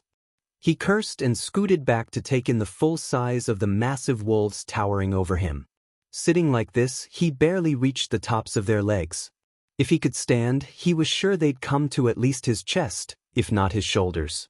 He could guess which was which. Their pelts were pretty much the same color as their hair, just a shade or two off. Izuku sat in front of him with his head ped to the side. Katsuki stood just behind Izuku, looking equally confused. Izuku was at a loss as to what he should do next. Katsuki was the first to move, walking past Izuku and crowding into Izuku's space. He growled as he nosed at Izuku. The greenette flinched as the wolf's breath fanned over his face. Katsuki froze and then pulled back to sit in front of Izuku. Izuku moved to sit by Izuku's side, sniffing at his green curls. Izuku held still, worried that moving might change their demeanor. Abruptly, Izuku pawed at his shoulder. Now it may have been accidental, but since Izuku's paw was just about as big as Izuku's face, he got knocked over by the motion. He hissed in pain when his leg was jostled in the fall. Katsuki was on his feet in an instant, growling and snapping at Izuku, who flicked his ears back and whined. The blonde ignored him, turning his attention to Izuku. He avoided touching Izuku's leg, only sniffing it for a moment, before nuzzling Izuku's chest. Izuku's hands came up in surprise, tentatively touching the sides of the wolf's head. Katsuki liked his face in response, which was gross but put any lingering fear at ease. Satisfied with Izuku's response, he walked around him, shoving his head under Izuku's shoulder to lift him back to a sitting position. Izuku whined again, and Izuku turned to see him lying with his head in between his paws, ears pressed back flat. Hey, it's okay. I'm okay. Izuku reached out for Izuku but hesitated. Izuku perked up, rolling to his side so that he was flush against Izuku's uninjured leg. The greenette lowered his arm to rest it on Izuku's soft, red fur. Katsuki laid down behind him, curling his body around Izuku's other side. He was careful to avoid the injured leg. Coming to terms with the fact that he wasn't going to die tonight, Izuku wondered what would happen now. He probably wouldn't freeze with them here, but they could get up and leave. They also aren't the only wolves in the forest tonight. At least 6 others could seek them out since their friends said they usually ran together. Izuku and Katsuki may have decided to spare him, but that didn't mean the other wolves would. Plus, just because they were docile now, it didn't mean they wouldn't be furious with him tomorrow. Katsuki huffed and pushed at Izuku with his nose. He stopped once Izuku was laying against him. Izuku shifted to lay his head over Izuku's lap, and Katsuki settled his head on Izuku's abdomen. Their combined warmth made it difficult to stay focused, and soon he felt himself drifting off despite his anxieties. To say Katsuki and Izuku were shocked when they shifted and Izuku didn't would be an understatement. Shifts among werewolves didn't all happen at the same instant, so they had waited to see if he would. When the minutes stretched on and his scent filled with fear, They accepted that he wasn't a werewolf. He was probably a human, but Katsuki didn't want to rule out some kind of fae. The greenette smelled strongly of magic after all. Whatever he was, one thing was clear. They had an injured, small being that could freeze to death out here. Not to mention the fact that they were in a forest full of werewolves, many of whom were hostile to outsiders. Katsuki had tried to say something to calm Izuku down, but his growls were apparently interpreted as hostile. Izuku had flinched away from his touch, which hurt. He should be mad that Izuku lied to him, and he was, but mostly he wanted to keep the man safe. He still cared about him, deeply. He didn't want Izuku to be afraid of him. Then Izuku, bless that big idiot's heart, knocked Izuku over. Katsuki had snapped at him and chewed him out. Izuku was injured, clearly scared, and had no way of understanding them. Izuku had whined, apologizing. He obviously still cared about Izuku as well. When he hovered over the man, making sure he was still okay, Izuku's hands came up to rest on either side of Katsuki's head. At least he wasn't frozen in fear anymore. Katsuki liked him, hoping to convey the comfort that his growls couldn't. It worked and the fear scent faded. He helped Izuku sit back up. He finally spoke, to reassure Izuku that the redhead hadn't hurt him. When Izuku shifted to cover Izuku's side, Katsuki wrapped himself around the greenette too. Partly to keep him warm and partly to smother his scent. They just had to keep him safe through the night. In the morning, when they shift back, they can get him back to town to deal with his injured leg. A quiet murmuring started up under Izuku's breath. This was something they all noticed he did when he was thinking. It was worse if he was anxious. Katsuki pricked his ears to see if he could pick out any distinct words. No such luck. Well, he shouldn't be freaking out anyway. He should probably be resting. He pushed Izuku to lay against him. Izuku noticed and laid his head over Izuku's lap. Katsuki laid over his stomach. Katsuki watched Izuku fall asleep from the corner of his eye. Thank gods, he sighed. Now to come up with a plan to deal with their friends. They always run together so they would be tracked. Izuku can't walk though, and Katsuki doubted he'd be okay with being carried like a pup. A pup wouldn't be scared of their teeth, Izuku might. He growled softly so that Izuku wouldn't wake up. Izuku hummed. His tail was wagging. He always loved a good cuddle pile. Do you think you could carry him on your back if I got him up there? Oh sure. He's little, Izuku confirmed. Good. We're sitting ducks here. Those extras will track our scent trail eventually. Stop calling our friends extras, Izuku whined. Shouldn't we tell them, though? I'd rather wait until they're closer to Izuku's size. Give him a FNG chance. Katsuki huffed. You don't think they'd hurt him? Izuku's eyes widened. They're his friends. He lied to them. He lied to all of us, the blonde growled. We don't know why though. He hasn't ever been anything but nice to everyone he meets. Izuku lifted his head, defending the man. Maybe he had a good reason. Or maybe not. Maybe he effing tricked us. Katsuki's tail thrashed in anger. You can't really think that. Izuku exclaimed, growling back. Izuku stirred and their attention snapped to his face. When he relaxed again, they let out the breaths they held. No, I don't, Katsuki continued quieter. I'm just upset. Are you mad at him? Izuku asked, whimpering. Aren't you? Katsuki responded, meeting his eyes. Not yet. I don't want to take a stance until I hear him out. Katsuki deflated at that. Izuku had a point. This man had integrated into their pack so quickly and seamlessly. There was definitely a bond here that made it worth hearing what he has to say. They lay in silence, letting Izuku sleep a little longer. When Katsuki deemed it time to move, he liked Izuku's face until he woke up giggling. He coaxed the sleepy man up and told Izuku to lay on his belly. I'll drop him onto your back, he explained. He gripped Izuku by the neck of his clothes. The greenette squeaked and for a second, Katsuki thought he would struggle. He froze instead, which made picking him up easier. When he plopped him down on top of Izuku, the scent of fear came back. I'm riding Izuku, he stuttered, panicked. Katsuki nodded. Growling at Izuku wouldn't help. Is that okay, Izuku? Katsuki blinked, feeling foolish for even implying Izuku might be here to harm them, regardless of if he believed it. Idru gave an affirmative yip and immediately stood up, giving Izuku no warning. Katsuki was quick to keep Izuku from falling off. Once he was steady again, this time grabbing Idru's fur, he looked around. My satchel. And your clothes, he spoke quietly, still nervous. Katsuki picked up Izuku's bag, handing it off to him. He picked up his and Idru's clothes. Carrying them around was not unusual if the pack chose to relocate during the night. They followed the ravine until it was low enough to jump out. Izuku, thankfully, managed to hold on when Idru made the jump. They kept walking until they found a small underground cave. Katsuki decided that it would be a good place to hide Izuku and defend him if needed. Idru and Katsuki just needed to stay between him and the entrance. It was pitch black in the cave and the moonlight from the entrance barely penetrated the space. Just as Katsuki was wondering if he could build a fire in wolf form, Izuku spoke. Manifesta lucem et calorum, he said softly. A spark flew up and exploded, filling the space with light. Blinking against the sudden brightness, he took in the orb that now floated near the cave ceiling. That little sheet. Katsuki narrowed his eyes at Izuku. Idru wagged his tail, staring at the orb in awe. Is magic okay? I can put it out if not. Izuku looked afraid again. If he was worried about being in trouble for his magic, he was definitely human. He didn't know any other species that persecuted their own kind for their natural abilities. Maybe his people drove him out. Fighting the urge to growl, lest he scare Izuku again, he picked up the man by the back of his clothes again.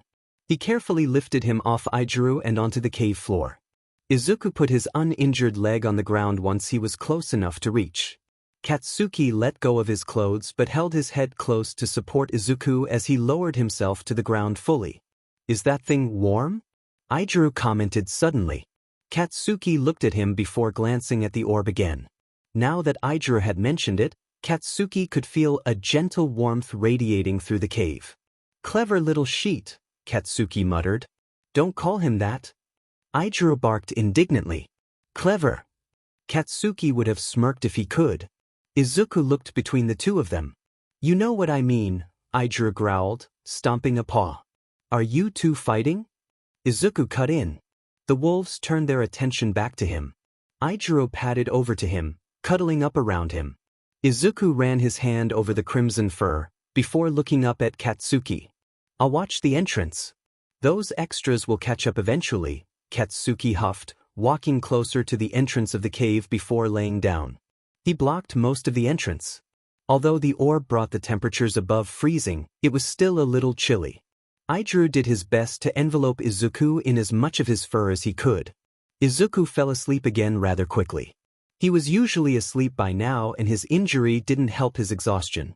Idru napped with him while Katsuki stood guard. As expected, their little pack tracked them down. Katsuki's ears pricked up at the sound of someone walking through the brush surrounding them. He stood up, ready to defend the entrance. Denki was the first to appear through the foliage. His golden fur, streaked with black, stood out against their green surroundings. Katsuki, what are you doing all the way out here? He bounded up to the mouth of the cave. Katsuki dropped to a defensive position and growled. Denki stuttered to a stop as Mina and Siro popped out of the bushes. Oh, what's happening here? Mina asked warily. Her pelt was an earthy brown since her pink hair dye didn't transfer over when she shifted. We're splitting up tonight, Katsuki answered, keeping his defensive position. But we never split up, Siro pointed out. Hitoshi walked through the bushes, taking in the standoff in front of him. Katsuki hesitated. You're acting like you've got a mate in there. Did you and Kiri finally get a yes from Izuku? Hitoshi asked, tilting his head smugly. No. I mean, yes, he's in there, Katsuki admitted, flustered. But because he got hurt out here earlier today, not because he said yes. Oh no. What happened? Mina stepped forward in concern, stopping when Katsuki growled again. Can't we see him? No. You know he doesn't want to be seen on full moons. Technically, that was not a lie. Technically, he was not lying to his friends. Then we will stay here. Denki growled, sitting suddenly. Katsuki glared at him. No, F off. Katsuki wasn't sure if his and Ijuru's sense would be enough to cover Izuku's in a close range. Mina growled back. He's our friend too. We'll respect his wish to not be seen, but we won't leave while he's hurt, she huffed, flopping down in the dirt. I'm going to have to agree with them, Shiro said as he sat near Denki, wrapping his black tail over his front paws. Fine, Katsuki huffed, laying back down. Hitoshi had already fallen asleep at some point during the fight. Jiru caught up a while later and was informed of the situation. She let them know that Momo was spending the night with the town council. For as long as he was awake, Katsuki scented the air heavily, trying to drown out Izuku's scent with his own pheromones. The others were bothered by it but didn't complain. They understood the instinct to protect a hurt mate. Or potential mate. Sporadically, games of tag broke out among the group outside the cave to burn energy, or someone would go off to hunt for the group. A couple of hours before the sun would rise, everyone finally drifted off into a calm sleep. Izuku may have survived the night, but the morning nearly killed him. He was pretty sure his heart stopped for a moment there when he realized he was in the arms of a very naked redhead. He tried to wriggle away, but between Ijuru's strong grasp and his effed-up leg, he was unsuccessful. His head snapped up when he heard chuckling a few feet away. Katsuki was sitting there, already dressed. Katsuki reached for Ijuru's shirt and threw it at the redhead, narrowly missing Izuku. Ijuru shot up, confused. Get up, You've traumatized Izuku. Katsuki smirked. Ijuru looked at Izuku, blinking at him sleepily. Izuku felt his face burn as he looked away. Sorry, Izuku. Ijuru apologized, standing up to get dressed. Izuku opted to bury his head in his arms and keep it there. Once he was dressed, Katsuki stood and tossed Izuku's satchel at him. I'm picking you up now, Katsuki warned Izuku before lifting him, trying not to jostle his leg. They left the cave, finding the whole group sleeping outside. Shiro, however, was awake and already dressed. He nodded to them. I'll let them know you took him back, he said as they walked past. Thanks, Shiro. Ijuru chirped, already much more awake. The trek back was quiet, none of them ready to talk about what had been revealed. When they got back to town, they stopped at Chiyo's first. She wasn't back from the forest yet, so they decided to come back later. I live that way, Izuku pointed out as they passed his street. Yep, Katsuki replied. You're coming to our place. We're gonna hear you talk. Izuku's eyes widened. Izuku found himself sitting at a table in the upstairs residence above Ijuru's and Katsuki's shop. Katsuki sat across from him, while Ijuru moved around the kitchen preparing tea. When it was ready, he set it at the table before sitting down himself. Are you human? Katsuki asked suddenly, as Ijuru was pouring the tea. Isn't that obvious? Izuku tilted his head, confused. You could be Fae, Ijuru chimed in, placing a cup of tea in front of him. Oh, I'm not. I'm human, Izuku confirmed. Why the F are you here? Katsuki demanded. Izuku flinched. Katsuki, Ijuru said in warning. It's kind of a long story. I'm not even sure where to start. Izuku folded his hands in front of him, anxious. We got time. Start at the beginning, Katsuki narrowed his eyes. Okay, well, I suppose the beginning would be my childhood. That's when all of this was set in motion, Izuku muttered, almost to himself. He faced them and started again, speaking clearly this time. I had said before I was raised by abusive humans. That was not a lie. My father hated magic and magical beings.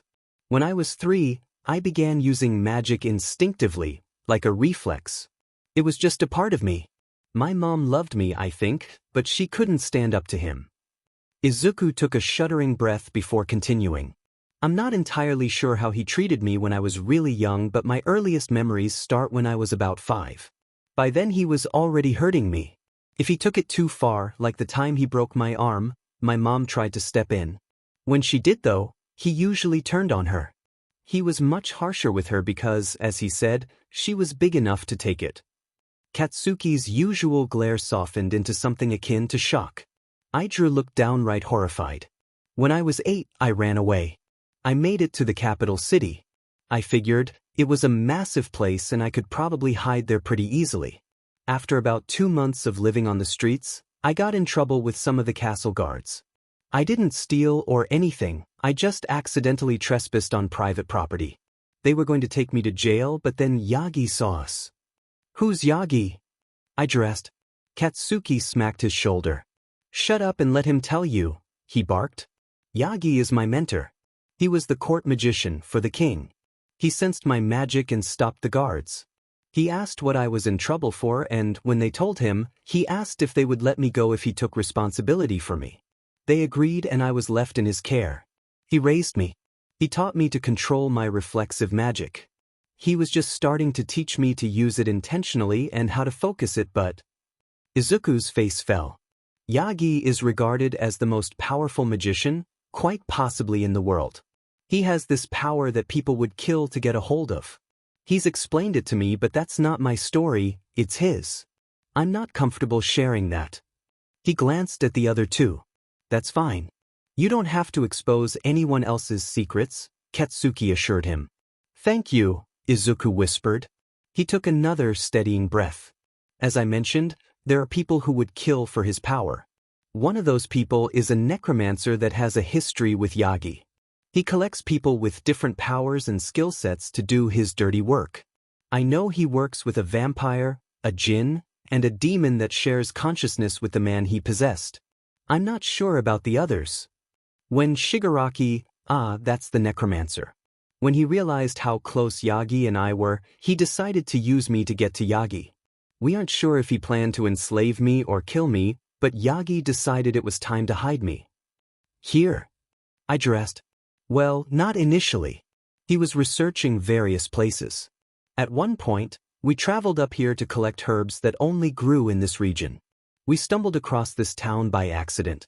We didn't even know there was a town here, which I suppose was the point.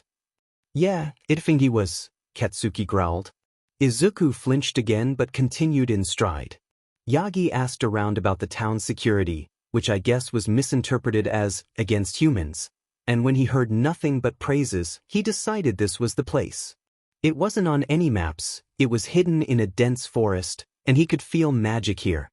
He felt the magical presence of the townspeople would mask my own. We had no idea everyone here was a werewolf.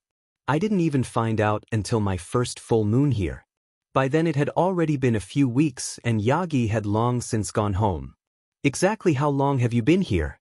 We only noticed you a couple of months before we approached you, Idru asked cautiously. This was my 8th full moon, so 8 months give or take? Izuku frowned, trying to do the math in his head. Our security isn't that good then, Katsuki grumbled. Well, Chio said that it was because I carry the scent of magic, Izuku explained. Chio FNG knows? Katsuki shouted, surprised. She, sniffed me out right away. I was in her shop looking for, well, I thought it would be a book, but my spell parameters were too vague. Why can she smell that you're a human but I can't? Katsuki asked at the same moment that Idru asked, what book? What spell? She said since she's been working with magic for decades, she can distinguish the magic of different species, Izuku explained. And, I used a spell to find information on werewolves after you guys asked to court me. But my parameters were just information, so instead of a book, it brought me to Chio. That was 2 months ago. You didn't learn anything to hide for the first 6 months. Katsuki questioned. Well, no. Kept to myself. I thought if I didn't interact and stayed in during full moons, I'd be fine. But then you guys asked to court me, which I didn't know at the time. You only mentioned something about waiting for my answer and I had no idea what the question was. Because a locator spell so I could figure it out, Izuku confessed. Oh my gods, I'm so sorry, Idru flushed as Katsuki dropped his head to the table. It's okay. I got to meet Chio because of it. I learned a lot about werewolves as well as other beings. The few records humans have are so incredibly wrong. They really only got your physical appearance while shifted right, Izuku huffed before adding. Chio's also been helping me with my spell work. What exactly do human records say about us? Katsuki asked, lifting his head. Very bad things. A lot of it didn't make sense even before Chio started teaching me. He looked at his hands, avoiding their gazes. What? Did it say we're violent? Killers? Katsuki raised his voice. Worse things sometimes, mindless and beasts. Izuku's voice trembled as he spoke, tears forming in his eyes. Ijuo wrapped his hand over Katsuki's mouth to muffle whatever came out next. Izuku, you know we aren't like that, right? He asked hesitantly. I do, Izuku cried, tears now streaming down his face. Everyone here has always been so kind from the day I moved here. Of course, I know that, but I also know they hate humans. With good reason. I understand why. I didn't know if anyone here might hurt me to protect the town. To keep it a secret. And even if they didn't, if they just made me leave, then I'd have to face Shigaraki. He definitely would kill me, even if he uses me first. Ijuo and Katsuki exchanged a look. There are a few people in town who might, Katsuki admitted. Izuku stiffened. But we wouldn't let that happen, Ijuo chimed in quickly. I felt bad lying to you, Izuku confessed, but I thought if I said nothing I could stay with everyone. I was making friends and I was safe from Shigaraki. I was even trying to figure out if Yagi would let me stay, even after Shigaraki is stopped. You want to stay forever? Ijuo gasped. Izuku nodded. Would you have ever told us? Katsuki asked, his voice carefully even. I think so. I was thinking about how I could, Izuku sniffled. Okay, Katsuki nodded. Okay. Izuku looked up at him confused. I'm still sad but I understand. I'll get over it, the blonde shrugged. Ijuo. Izuku turned to the redhead. I wasn't mad. Am I now? At your effing father. His usually sweet smile was menacing. Izuku's eyes widened comically at hearing the usually chipper man swear. Oh right. That too. That guy. Katsuki agreed without missing a beat. Will you tell anyone? That I'm human, Izuku asked quietly. No, but you have to tell our pack. Your friends? Katsuki said firmly. Izuku looked panicked. I doubt any of them would hurt you but we'd protect you if they did, Ijuo reassured him. It's better to tell them sooner rather than later, Katsuki pointed out. Yeah, you're right, Izuku conceded. First though, Ijuo stood, we eat breakfast and then take you to Chiyo's to get your leg looked at. Izuku relaxed, happy that the discussion had gone well. Chiyo gave Izuku an unimpressed look after Katsuki placed him on the examination table. She glanced at the two men that had brought him in. Are they staying? She asked, quirking an eyebrow. They know now, he said quietly. Both her eyebrows raised at that. How did that happen? She inquired, face stoic. I fell into a ravine, hurt my leg and couldn't get home before the sunset, he replied, blushing and staring at his lap. She laughed, earning glares from the other two men. Of course you did. I'm guessing they found you, she smiled mirthfully. Izuku nodded. All right, let's see what you did. This leg? She asked, patting his right knee. Yes, Izuku answered. She rolled up the pant leg carefully, sking in a breath. Why does it look worse? Ijuo exclaimed, panicked. Bruising is generally lighter immediately following the injury. It gets darker before it yellows and then finally fades. It may also spread out more in the first few days, she explained calmly. They watched as she cast a spell to diagnose the damage without touching the injury. When she confirmed that he had broken a small bone in his ankle and fractured a few others, she cast a spell that would speed up his healing. She had Ijuo and Katsuki hold Izuku down while she attached a splint to his leg. The spell I cast speeds healing overall. It doesn't heal you instantly, she explained when Izuku gave her a betrayed look. She turned to Katsuki and Ijuo. Can you two keep him from walking for at least the next 3 days? I'll check him over then and see if he's healed enough to walk again. That's no problem, Katsuki said as Izuku sputtered indignantly. I have one last question, she said, fixing Katsuki and Ijuo with an intense stare. Yes? Ijuo asked, trying not to wither under her gaze. Will you revoke your request to court him now that you know he's human? Our request stands, Katsuki answered firmly, with no uncertainty in his voice.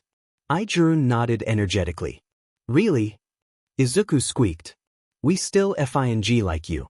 That doesn't change because of your species, Katsuki snapped, blushing. Chiyo chuckled. He means we are still interested if you'll have us. But again, there's no rush. Aijuru chirped. Well, Izuku, since your only real hesitation was that you're human, Chio said innocently. Choo, Izuku whined, hiding his face in his hands. Katsuki moved closer and ran his hands through Izuku's green curls. Izuku peeked out with an eep at the contact. Was that all? Katsuki asked, smirking. Well, it's not a problem. Katsuki, Aijuru hissed. That's pressuring. What? I'm just asking if that was all. He flashed a smile at his partner. As Izuku's self-appointed guardian, I see no problem with asking, Chio shrugged. Aijuru gasped, scandalized. You're both terrible. He turned to Izuku. Ignore them, you don't have to say anything yet if you aren't ready. Yes. Izuku said hesitantly. Yes, you don't have to yet, Aijuru confirmed. I'm saying yes. Izuku flushed bright red. Sheet really? Katsuki asked, surprised. Yeah, Chio's right. I was worried you'd change your minds when you found out I was human. When? Not if. Aijuru asked. I said I wanted to tell you, didn't I? I just wasn't coming up with any ideas, Izuku pouted.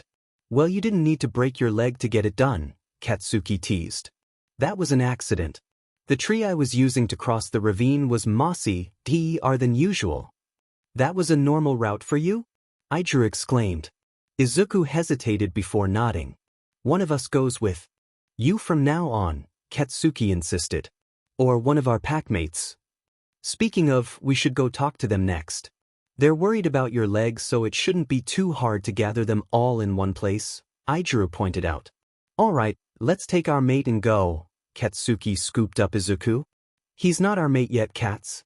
He can still turn us down after the courting, Aijuru frowned. Yeah, Katsuki brushed him off, holding Izuku close. Izuku waved goodbye to Chio as Katsuki carried him out, Aijuru trailing after. As Aijuru expected, they had no trouble gathering everyone up at Momo's place.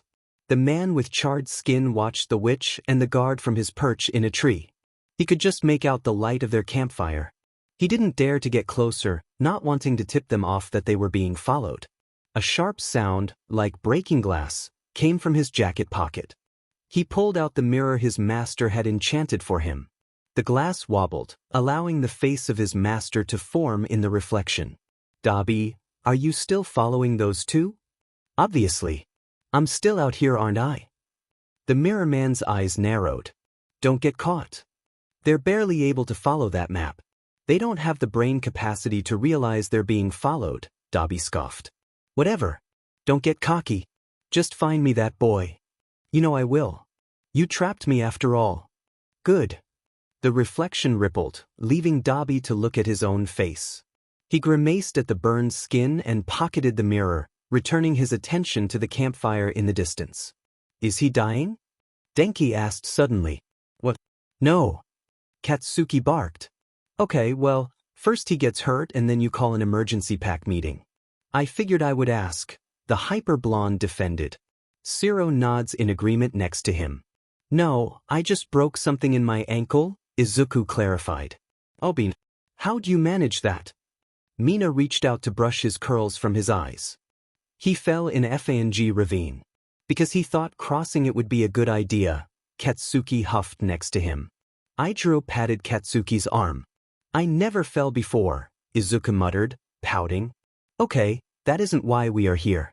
Izuku has something he wanted to share, Aijuru interrupted. Did he say yes? Mina shouts. Denki nearly jumps across the table they are sitting at to grab Izuku's hands.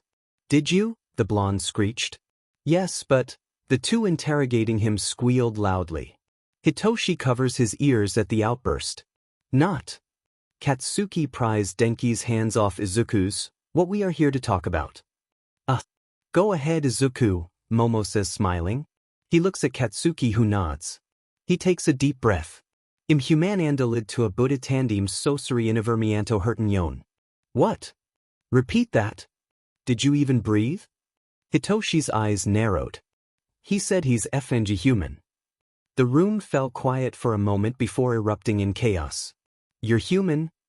Why did you lie to us? How did you understand him, Hitoshi? How did you even get into the town? Isn't there security against this? Shut up. Katsuki roared. Everyone froze. Let him explain. Explain what exactly? Hitoshi snarked. Why he invaded our town. Why he deceived us. He didn't invade anything, Izuku defended. We let him in. As in the whole town. He didn't know we were werewolves when he moved here. I even doubt that, the purple-haired man snapped. I didn't though, Izuku spoke up, his lip wobbling. Like I'd trust a demon thing you say now after you already lied to us, Hitoshi shouted. Tears filled Izuku's eyes. Toshi, let's hear him out, Shiro tried to calm his friend. What the hell, Toshi? Denki looked at him in confusion. Hitoshi stood up, slamming his hands on the table. If you guys want to listen to this monster, be my FING guest, he snarled. He stormed towards the door, leaving multiple shocked faces in his wake. Izuku trembled, tears falling in big fat drops. Katsuki pulled him into a hug just as the door slammed shut. He never did anything to any of you, Katsuki managed to growl after a moment of stunned silence. Eyes snapped back to Izuku. Toshi doesn't speak for us, Shiro said firmly. We'll hear him out. Let him calm down first, Momo chastised. I'll go get some water. She got up and went into the kitchen, reappearing after just a minute. Katsuki rubbed Izuku's back until his sobs subsided into quiet hiccups. Here, Bean, Mina wiped Izuku's tears when he turned his head and held the glass of water up for him. She was able to coax him into drinking half the glass. When he calmed down, he told them what he had told Katsuki and Izuku. There were a few interruptions for questions, but for the most part, everyone patiently waited on his full explanation. Even Denki was uncharacteristically quiet. So it was by chance that you wound up here, Hyoka stated. Were you even listening? Katsuki growled at her. She put up a hand for him to stop. What I mean is, you didn't have a choice in being here. This Yagi decided that for you, she clarified. Izuku nodded. You couldn't have ill intentions then since you didn't intend to be here. Do you even have anywhere else to go? Mina asked, still grimacing at the thought of a grown man hurting a pup. A child. I'd have to go back to the capital until Yagi could find somewhere else. Shigaraki could get a hold of me before I even get there or once he finds out I'm back, the greenette explained. He's not going anywhere, Katsuki snapped. I don't want him to leave either, Mina retorted. I meant hypothetically. Where does your father live though? Denki cut in, smiling. I just want to know. Izuku started. Denki no. We aren't hunting down a human, Shiro scolded. Did I say that? I don't think I did, Denki said, wide eyes innocent. Momo cleared her throat. I would also like to know. To check up on your mother. You can do that? Izuku's eyes shone, hopeful. I can send someone. If he's still hurting her, they can get her to a safe place. I can't bring her here though. There are places for humans hiding from abusers, she explained. Please, Izuku's eyes teared up again. Tell me where they are after Denki leaves, she instructed. Denki glared at her. I'll try to talk to Toshi, Shiro said grimly. No, that guy, Katsuki growled. Surprisingly, Momo shared the sentiment. He verbally attacked a member of my pack. And in my house. As a beta. I don't appreciate that, she huffed primly. He's pack too, Shiro pointed out. Momo growled lowly, which Izuku had never heard. Are you trying to challenge me? She spoke evenly, although her eyes betrayed her anger. No, I don't want to lose anyone, Shiro said as he averted his eyes. Izuku watched the exchange with wide eyes. He had never asked what their secondary genders were since he would have been able to tell by scent had he been a werewolf. Now he felt like he was missing something important. I understand, she sighed. You can talk to him, but he has to apologize to Izuku and everyone else here before he can come back. Okay, that's fair, Shiro agreed. I, for one, would like to hear more about the fact that Zuku said yes, Denki chimed in, smirking. I second that, Mina said quickly, jumping on the gossip. I have a question first if I can ask. Izuku picked at the hem of his shirt. Sure. What is it, Bean?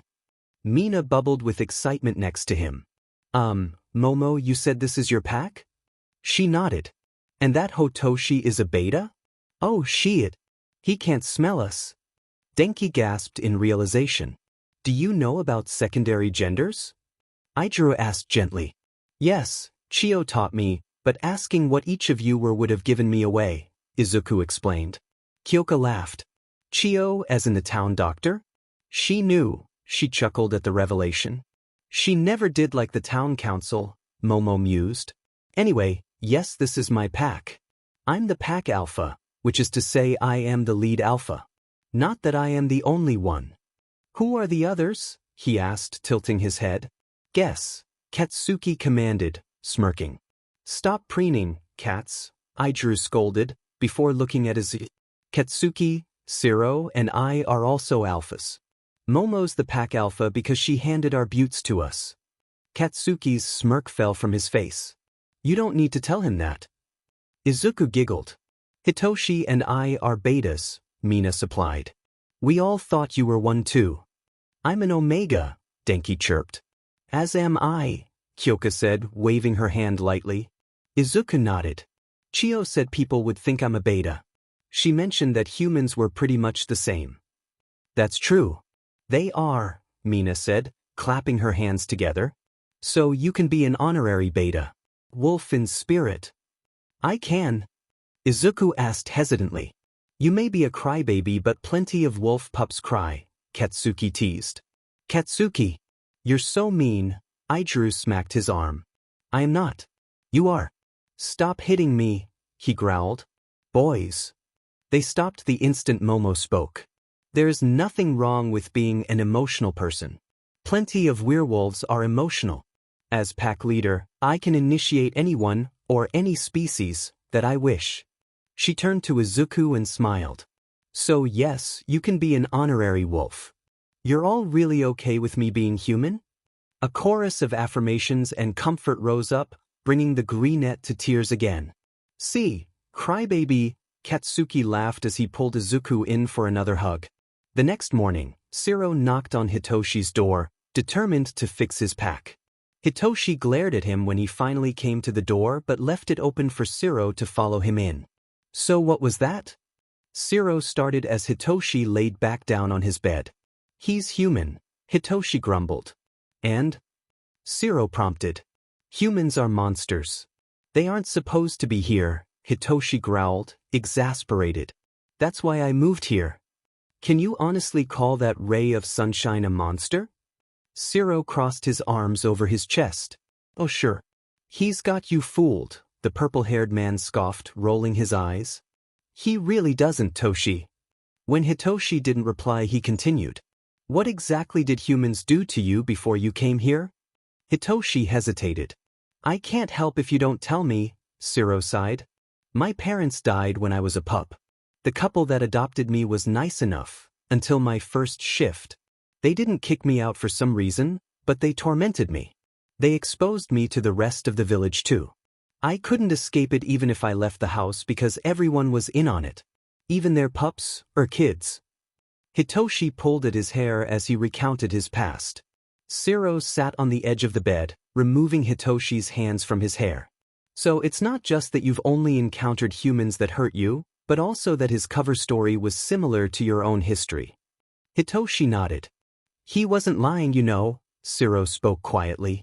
The hell? Hitoshi sat up, furious. About the abuse of humans, his parents were human, obviously, and his father was abusive. He beat Izuku and his mother.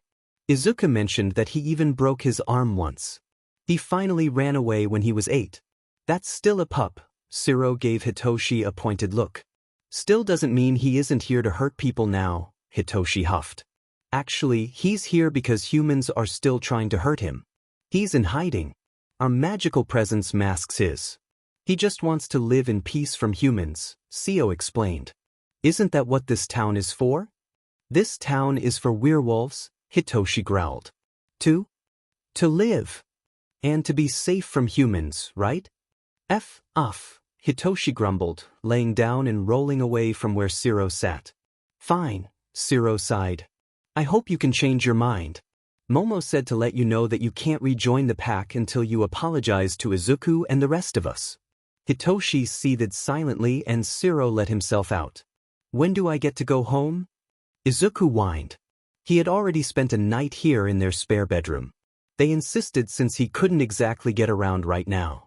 When you can FNG walk, Katsuki barked. Izuku put his hands on the table as if to brace himself. No. Don't you dare. Izuku huffed, crossing his arms as he sat back. It was your idea to cross a ravine, Izuku pointed out. I get it. I just have spells to practice, Izuku grumbled. Practice them here.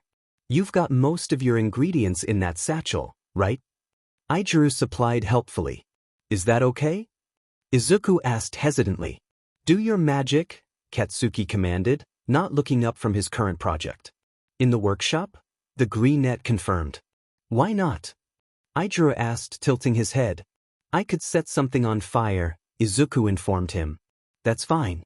Katsuki does that all the time, Izuku said, waving his hand. If you're sure, Izuku murmured, sensing a story there. We are, Izuku smiled. I'll get your bag. Aizawa-san, I have to tell you something, Hitoshi said as he joined his co-worker. The older man waited. There's a human in town. Where? He asked, squinting down at the square from the balcony they were perched on. I'm not really sure, but I can tell you his name. You know his name? Aizawa raised an eyebrow. Well, yeah. He's been here a while. I just found out he was human a couple of days ago. Aizawa tilted his head thinking. The green-haired boy? He finally asked. You know? Hitoshi asked, appalled. No, he paused. Well, I suppose I do now. Then how did you? Hitoshi looked at his coworker, completely baffled. I guessed. He's one of 13 people to move in this year. 5, I haven't seen shifted. 4 of those 5 are pups. So it's the green-haired boy, he concluded. That's terrifying, the younger man admitted. Thank you. Hitoshi wasn't sure what to say now. Did he hurt someone? Aizawa asked after a moment. Who? Hitoshi replied, still shaken up by his co-worker's mental census of the townspeople.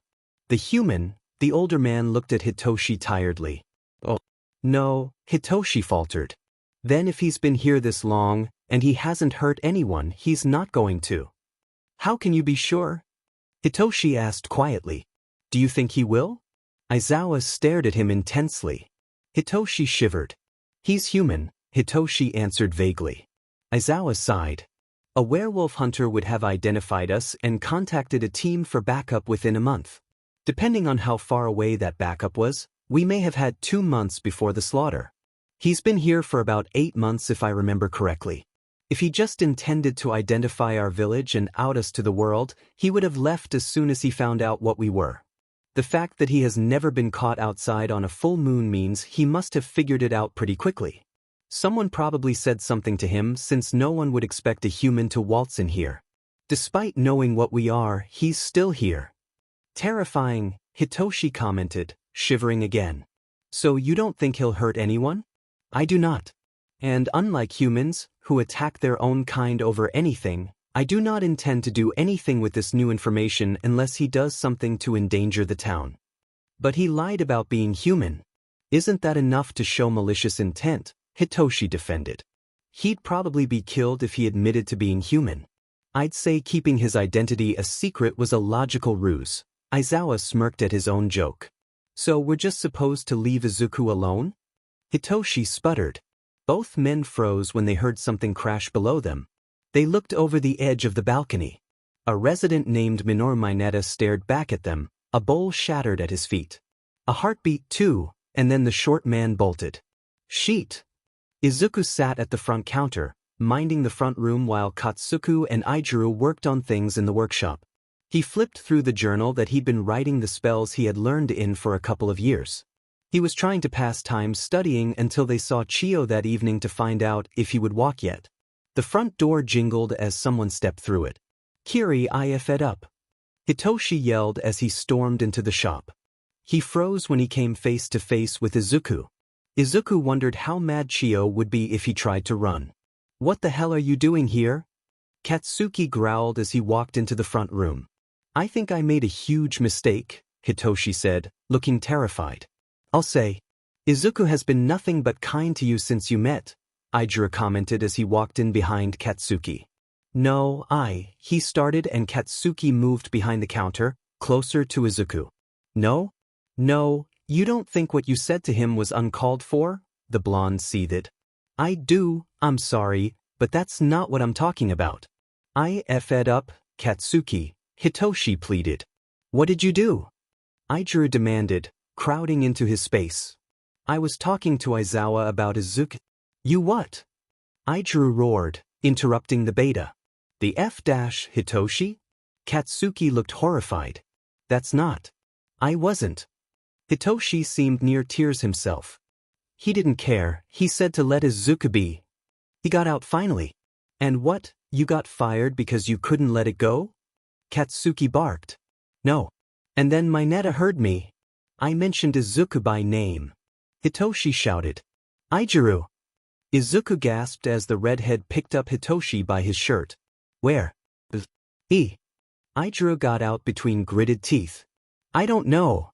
Hitoshi cried, actually cried, tears flowing down his face. Aizawa and I tried to catch him but that fucker is tiny. He lost us. Katsuki started putting Izuku's things back in his satchel before slinging it over his shoulder. Give me one good reason I shouldn't rip out your throat right now, Ijiro growled menacingly. Izuku protested as Katsuki picked him up, ready to carry him out. I can give you 3. Ijiro's eyes narrowed. 1, it was an accident and I am genuinely sorry that it happened. 2, Izuku is right there and it would traumatize him. Oh, I can even take him out of here, no problem, Katsuki interrupted. 3, I can help you hide Izuku, Hitoshi stated, holding eye contact with Ijiro. Where? Ijiro asked. There's a cabin 10 miles outside of town. Aizawa and I stay there when we do wide patrols, the ones outside the town limits that take days. People could still track us there. Ijiro pointed out. Yes, but most of the residents won't go that far out of town. Even if they managed to gather a group that was willing, it would probably be an even enough fight, Hitoshi explained. And you and Aizawa would come with us? Ijiro asked, putting Hitoshi down. I will. It's the least I could do. Katsuki scoffed. Aizawa would stay behind to try and deal with the backlash. When the town calms down enough, he'll come to get us. Fine. Get the others. Tell them to pack whatever they'll need, Ijiro instructed. We need to take Izuku to Chiyo before we go. We should meet between the north and west paths out of town. If we congregate on a road, they could see us. I don't know how quickly Mineta will be able to spread this, Hitoshi warned. Fine. Go. Hitoshi left them to pack and leave for Chiyo's. That boy did what? Chiyo exclaimed. Yeah, so we need to know if Izuku can walk. I'll carry him if he can't, but if he needs medicine, we need it before we leave, Katsuki explained. Izuku shifted on the table. Chiyo sighed. Hold still, kid. She looked up at Katsuki again. I don't want him walking that far even if I clear him. Done, Katsuki replied.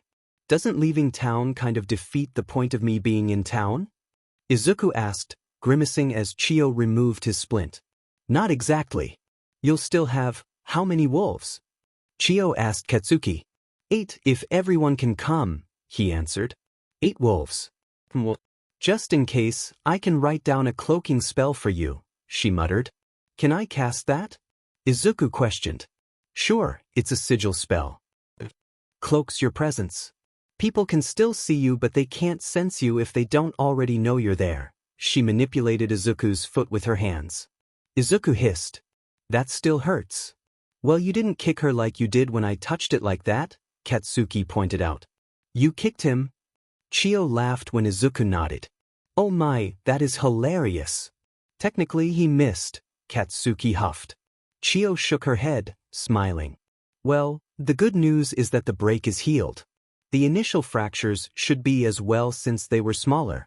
But there could be a new fracture left behind where the break healed. I will recast the healing spell I did before. I do not want you walking to that cabin. If you want to walk for about 5 minutes a few times during the trip, that's fine. Exercise your legs. Otherwise, Wait until you get there to walk around. Izuku nodded and she continued. I do not want you walking long distances until the swelling is completely gone and the bruising has started to yellow. As it is, it's still swollen and the bruising is purple. When it heals to that point, you are free to take hikes around the cabin. Just be sure to rest if you start to feel pain. I will send some remedies for swelling, pain, and infection with you. I don't have an infection, Izuku said, confused. It's just a precaution. You don't have to take it unless you do see signs of infection. In yourself or someone else. These remedies aren't just for you, she clarified. Okay, Izuku smiled. Katsuki lifted him off the table and Izuku squirmed. Let me walk until we get to my place at least. Katsuki looked at Chio for confirmation. Yes, that's fine. Katsuki put the greenette down. The three men followed Chio out of the examination room. She supplied them with the medicine, as well as with a book of herbs and common remedies. After that, they walked to Izuku's house so that he could pack some clothes, some of his spell books, and whatever else he needed daily. Then they left to meet the others. The hike to the cabin took them 2.5 hours. Sure, they could run 1 mile in 5 minutes, but that was sprinting at top speeds. This was hiking for 10 miles, carrying a person and bags respectively. Even without carrying something, 10 miles would still mean sprinting for 50 minutes. They were werewolves, not demigods. Everyone had been able to show up and everyone was still furious with Hitoshi. More so now that he had gone and caused this mess. Hitoshi, for his part, acknowledged that he messed up and that it would take time and effort to earn back his pack's trust. He led the way to the cabin in quiet contemplation. When they got to the cabin, he unlocked the door, and everyone filed in to check out where they would be staying. Katsuki put Izuku down outside the door so that he could walk in on his own. There are 3 bedrooms, so I figured mates in those, unmated folks in the living room, Hitoshi explained, motioning towards the hallway lined with doors. I get the couch. You're gonna have to sleep on the floor a hole. Mina said, glaring at him. That's fair, he conceded. And me? Izuku asked quietly.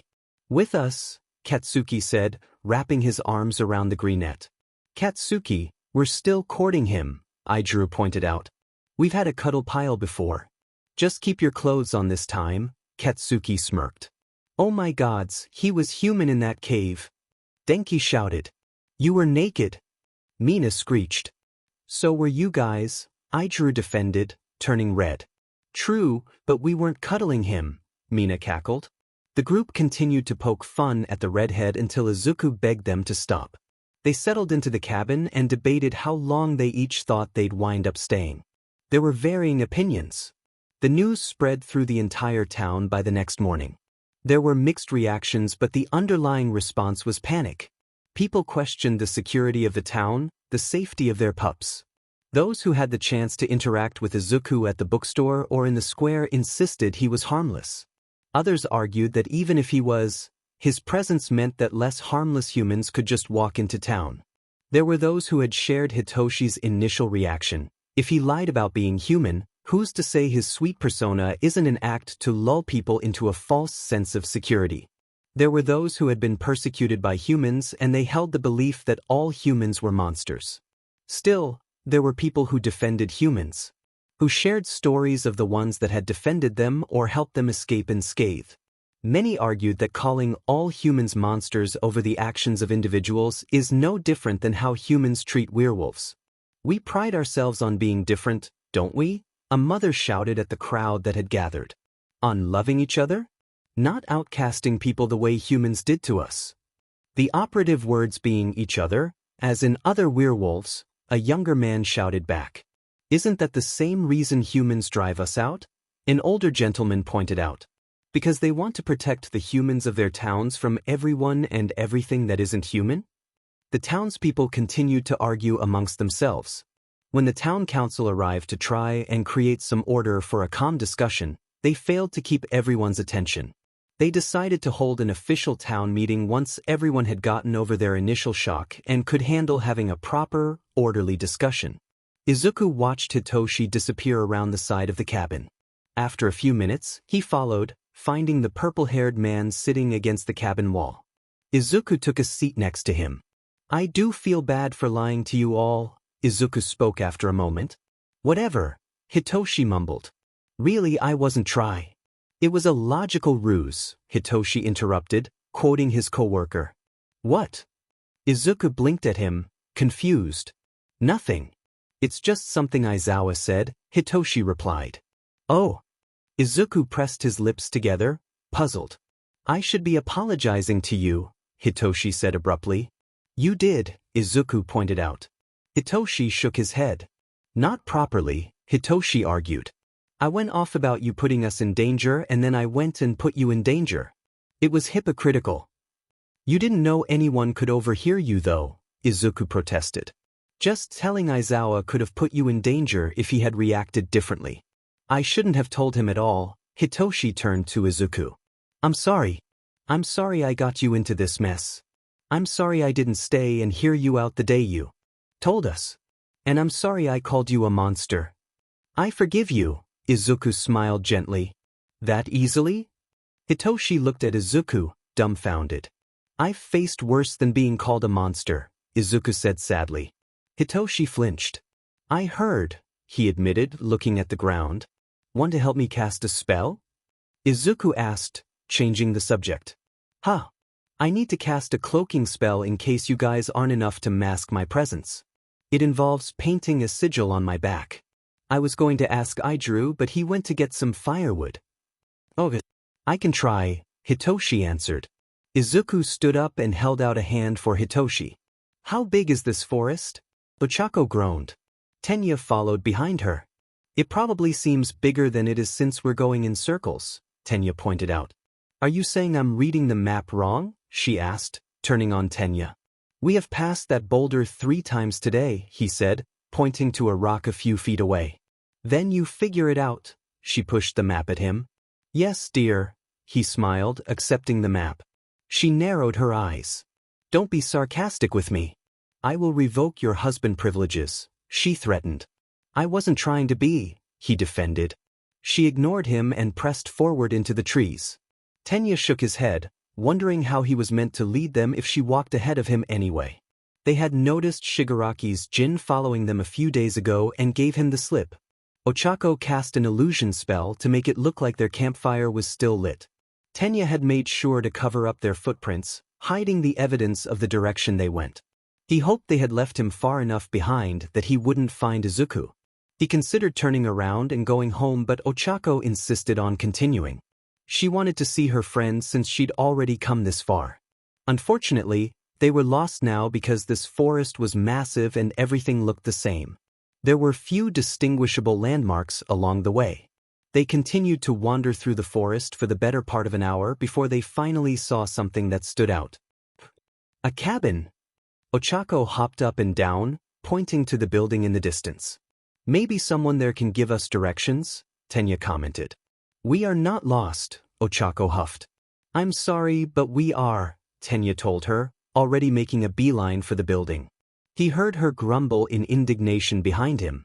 As they got closer, they could make out a blonde man and a woman with short purple hair. Excuse me, hello. Tenya called as they neared. The 2 people stiffened and glared in their direction with such ferocity that Tenya faltered in his steps. Ochako, however, bounded ahead. Hi, we need directions, Ochako greeted them as Tenya followed hesitantly behind her. The blonde whispered something to the woman, who then turned to run into the cabin. Stay the F back, the blonde growled at them. Ochako finally froze, surprised by the animosity. Tenya stopped next to her and held up his hands. I apologize that we are trespassing. We mean no harm. We're just a little lost and we're hoping you could help us, he explained. Then he noticed the group of people filing out of the cabin. You shouldn't be in these woods at all, a tall black-haired woman said, narrowing her eyes. Everyone standing with her looked at the 2 travelers with unmasked suspicion. It wasn't exactly hard to walk in, Ochako said offhandedly. Tenya eyed his wife with exasperation because was this really the time? The group clearly took offense to this, as anger began to overtake several of their features. He's human, a purple-haired man said quietly. She probably is too. Of course I'm human, Ochako squawked. Tenya was currently rethinking their choice to approach the cabin and trying to plan an escape. He didn't know what they were dealing with. They seemed to be in a standoff with the group. Are you not? Ochako asked. Why the F do you want to know? The blonde asked, taking a step forward. Tenya put his arm in front of Ochako in case she tried to match his steps. Because you just implied you weren't. It's the next logical question. She crossed her arms over her chest. Ochako, Tenya warned. I suggest you two turn around and get the F out of here, the blonde instructed. Tenya was grateful for the opportunity to leave the hostile situation and was just about to do that when Ochako decided to open her mouth again. What part of lost don't you FNG get, tough guy? Tenya thought about his life and decided it had been a good one. You want to get a little closer and say that again, round face? The blonde barked. Round face. She screeched, already pushing past Tenya, who was desperately trying to hold back his wife before she got them killed by these unidentified creatures. Ochako? Tenya? A timid voice called out from the door of the house. Everyone turned towards Izuku, now standing in the doorway of the cabin. Izu-chan. The pink witch squealed. Tenya lost his grip on her in his shock and she ran forward. She just barely managed to escape Katsuki's grasp as he lunged for her. Izuku pushed to the front of the group, catching her as she flew into his arms. What are you doing here, Ochako? Izuku stuttered, surprised. Yagi sent us to check up on you, she answered, letting go of him. Tenya and Katsuki joined the rest of the group, eyeing each other suspiciously. You know these people, Izuku? Momo asked evenly. Sorry, this is my friend Ochako Ida and her husband Tenya. Izuku introduced the two other humans. The wolves murmured various hesitant greetings to the pair. I thought Yagi mentioned a town, Ochako commented. This is one cabin. It's not much of a town. No offense. Izuku hesitated, unsure if he should say anything. We're taking a vacation outside of town, Momo said, not revealing its location. I see. We had good timing then, finding you while you're still here, Tenya smiled. So what are they? Ochako asked Izuku. What? The brunette's eyes widened. That one, she said, pointing at Hitoshi, implied they weren't human. Nice going, Toshi, Kyoka said, shaking her head. Ochako, that is their business, Tenya scolded before addressing the group. We only wanted to ensure Izuku's safety. We had reason to believe a dangerous person had found him. You mean Shigaraki? I dressed. You know him? Ochako questioned. I told them about him, Izuku clarified. They're my friends. Ochako looked at the group curiously, likely evaluating them. Then we don't need to explain why it'd be bad if he found Izuku. Tenya continued. Luckily, we noticed his djinn following us a while back and we made sure to lose him. They must have tricked us into thinking Izuku was in danger so that they could follow us to him. So, let me get this straight, Katsuki barely held back a growl as he spoke. You know a dangerous person was following you, but rather than turning back once you were sure they didn't know where he was, you continued to look for Izuku anyway? We gave him the slip. Ochako defended. We haven't seen him in days and we've been vigilant. I wanted to make sure Izuku was safe. Even if you lost him, he's in the area now. He could wander around lost like you did until he finds us. Or the town, Momo pointed out, looking furious. Well, maybe we can stick around a while? So that if he shows up, we can help protect Izuku, Ochako suggested. We don't need your help to protect him, Katsuki growled. Izuku stepped closer to him, tugging on his sleeve. Katsuki looked down at him. Can they stay for a little while? I miss them, he begged shyly. Katsuki sighed and rolled his eyes. Fine, whatever.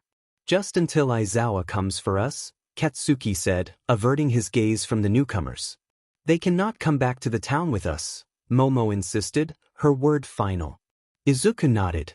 For now, why don't we all get inside? Kyoka suggested gently. The group agreed, tired of standing outside in the cold. Finally, a week after the initial reveal, the townspeople met in a more organized fashion. The square was the only place large enough to accommodate everyone. People sat in chairs they brought or on blankets. The town council was on a small stage that was usually reserved for performances during holidays or festivals. The agreement was that people would speak one at a time, raising their hands when they had something to say. They could only wait to see if that would work. Momo's father stood and walked to the center of the stage. We are here to discuss resident Izuku Midoriya. He is, apparently, a human that moved to town approximately 8 months ago. At this time, he is an upstanding resident and has caused no harm. But we understand that having a human in town is unusual and unsettling. Today, we wish to decide what to do regarding his presence here.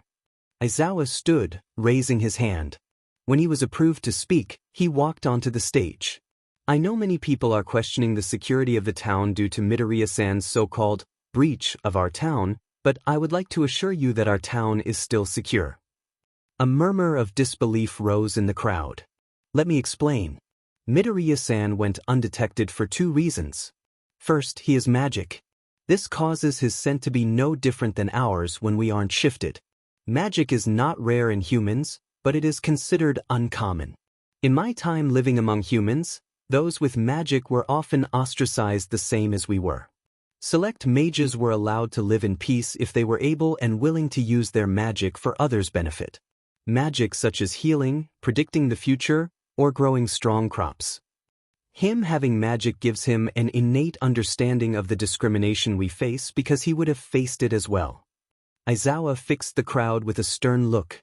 The second reason he went undetected is that he left us alone on full moons. He stayed in his home, somehow blocked his scent, and kept track of when full moons were. He wasn't caught outside during one until this last one because he was apparently injured earlier in the day and couldn't get home. Now, you could say he did that so he wouldn't be found out, and I'm sure that was the case in part. But I would also argue that he did that to give us privacy. Aizawa relayed his evaluation of Izuku's supposed danger level that he had shared with Hitoshi.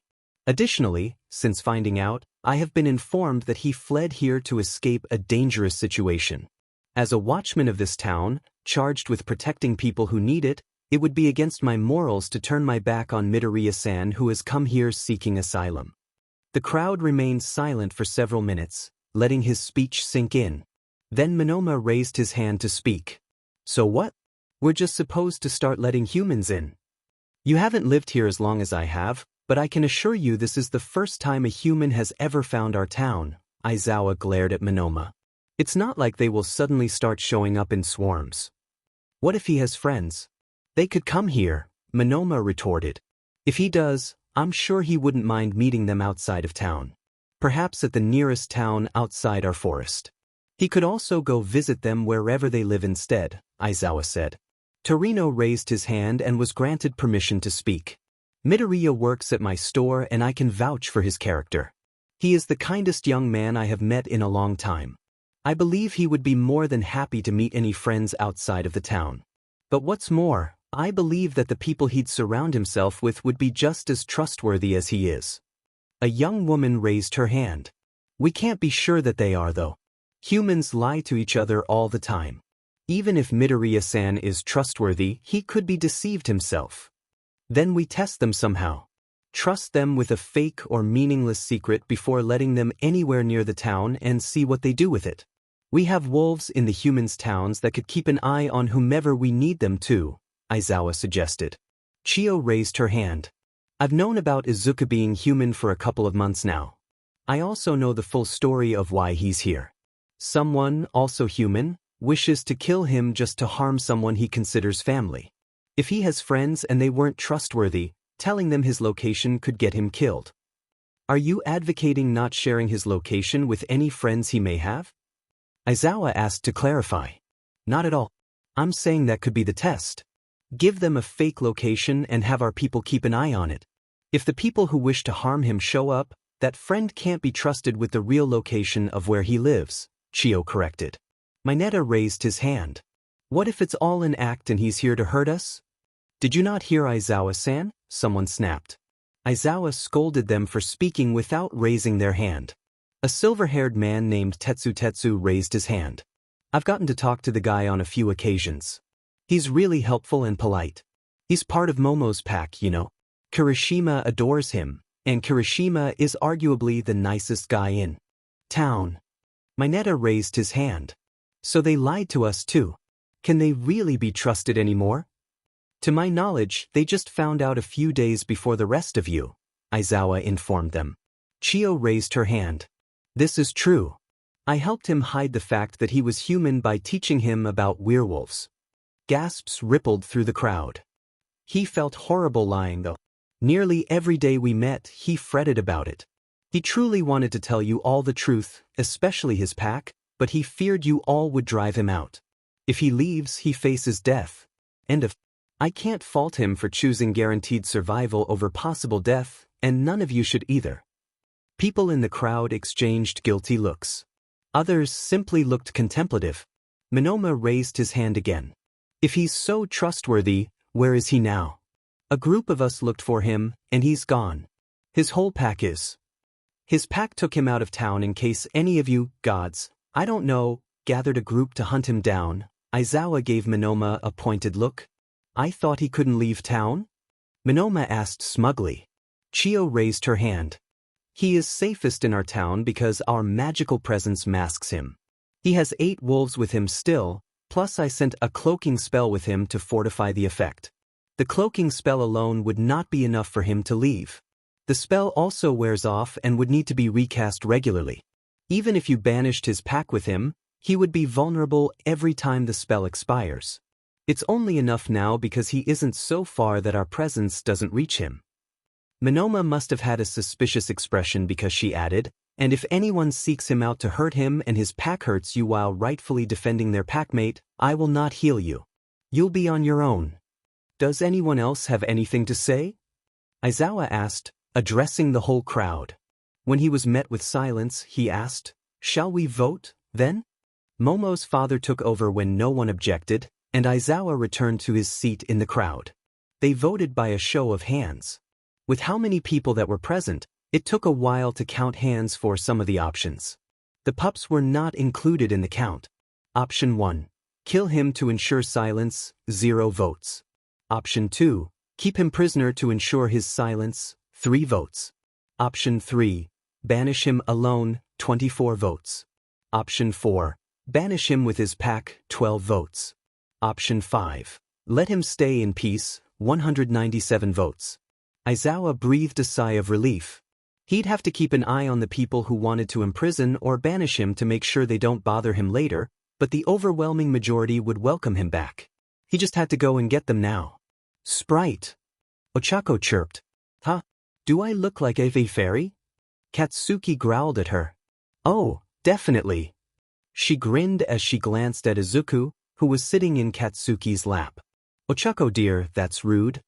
Tenya scolded from across the room where he was playing chess with Momo. I'm just trying to guess what they are, she whined. She had been trying to guess for the past 2 days, much to the displeasure of the group. They preferred Tenya's silent respect of their boundaries to the peppy, curious witch. Maybe we're demons, Hitoshi smiled at her menacingly, made worse by his tired eyes. Yeah, and we gravitated to this angel, Idru said, reaching over to ruffle Izuku's hair. Izuku blushed at the attention. I already checked for that, she pouted. When? Denki sputtered, choking on his tea. I will not share my techniques, she answered, smirking. Denki eyed her warily. Before she could make another guess, there was a knock on the door. Kyoka sniffed the air before opening the door. It's Aizawa, she told the room. Interesting. Strong sense of smell, Ochako commented, mostly to herself. Kyoka opened the door, letting Aizawa in. He zeroed in on the 2 strangers. Who the F are they? He asked, stunned by their presence. He could smell instantly that the man was human. The woman he was less sure of. Izuku's dumb friends who got lost trying to find him and may have led an evil genie to the area by even coming here. Katsuki barked from his seat. That's fair, Tenya said calmly as Ochako puffed out her cheeks in anger. Aizawa looked up at the ceiling, counting softly under his breath. Okay, he started, finally looking at them. I'm going to need details on that. But I'm here because you've got 197 people on your side, kid. The vote to let you stay beat out the other options by a landslide. You can come back. To let him stay? Ochako asked. She looked at Izuku. Were you kicked out of the town? I thought you said you were on vacation. I said that, Momo cut in. Technically we are. We left willingly. I don't understand. Ochako looked at the group in confusion. Likely, the whole town is the same species as these guys since they are so adamant in not revealing its location to us. They are clearly hostile towards humans, so I assume they found out that Izuku was human and got upset. Tenya spoke up from his seat. That's, yes, Momo said as the group looked at him quizzically. He's clever, Ochako giggled.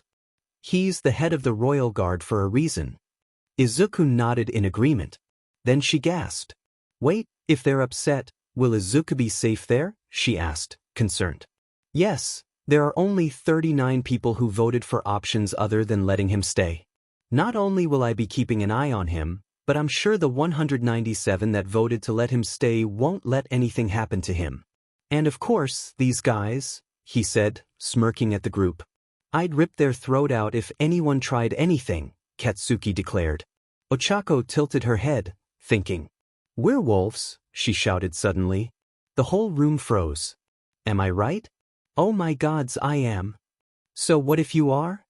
Katsuki jumped up, heaving her to her feet by her shirt. Izuku, having been pushed off his lap, stood up and tried to shake Katsuki off her. He didn't budge. What the F are you going to do about it? Ochako muttered, surprised. His breath fanned over her face, and she came back to herself. Nothing? What do you mean nothing?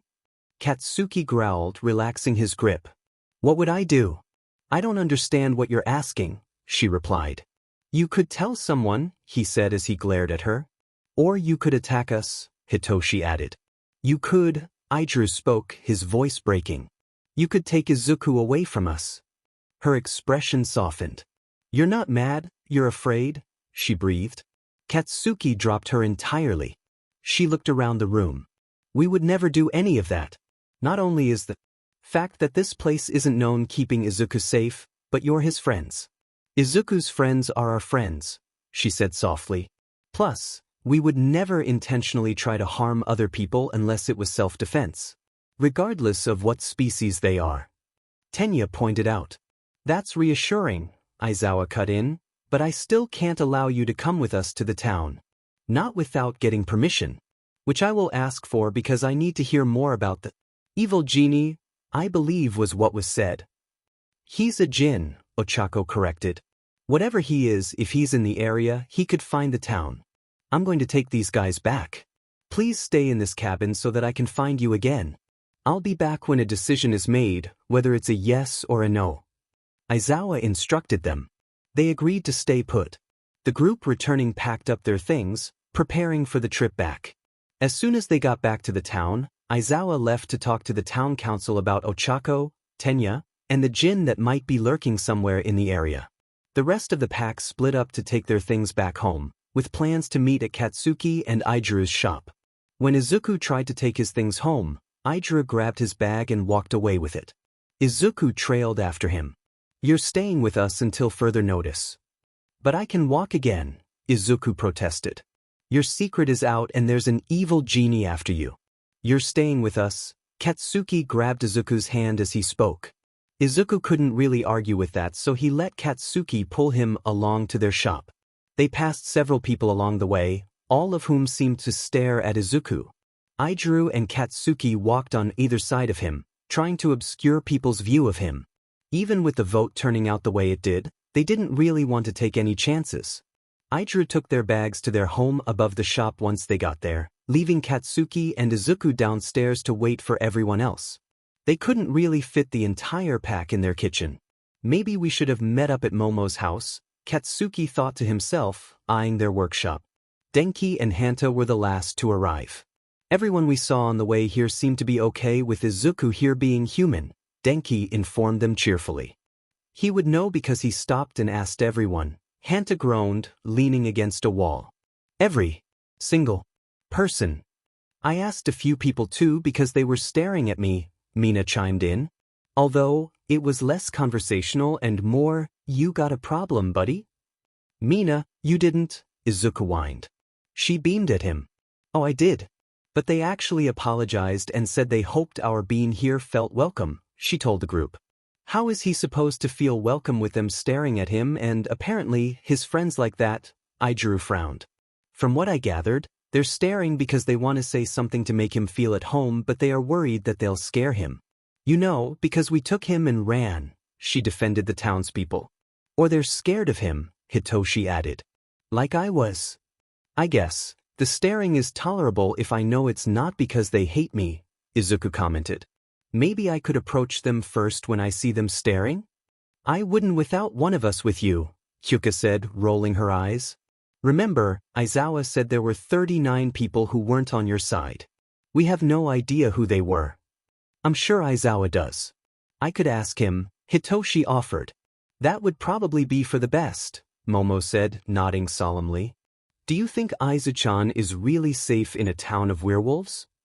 Ochako asked quietly. They seem quite civilized to me. I think it's safe to assume the books are wrong, he assured his wife, patiently.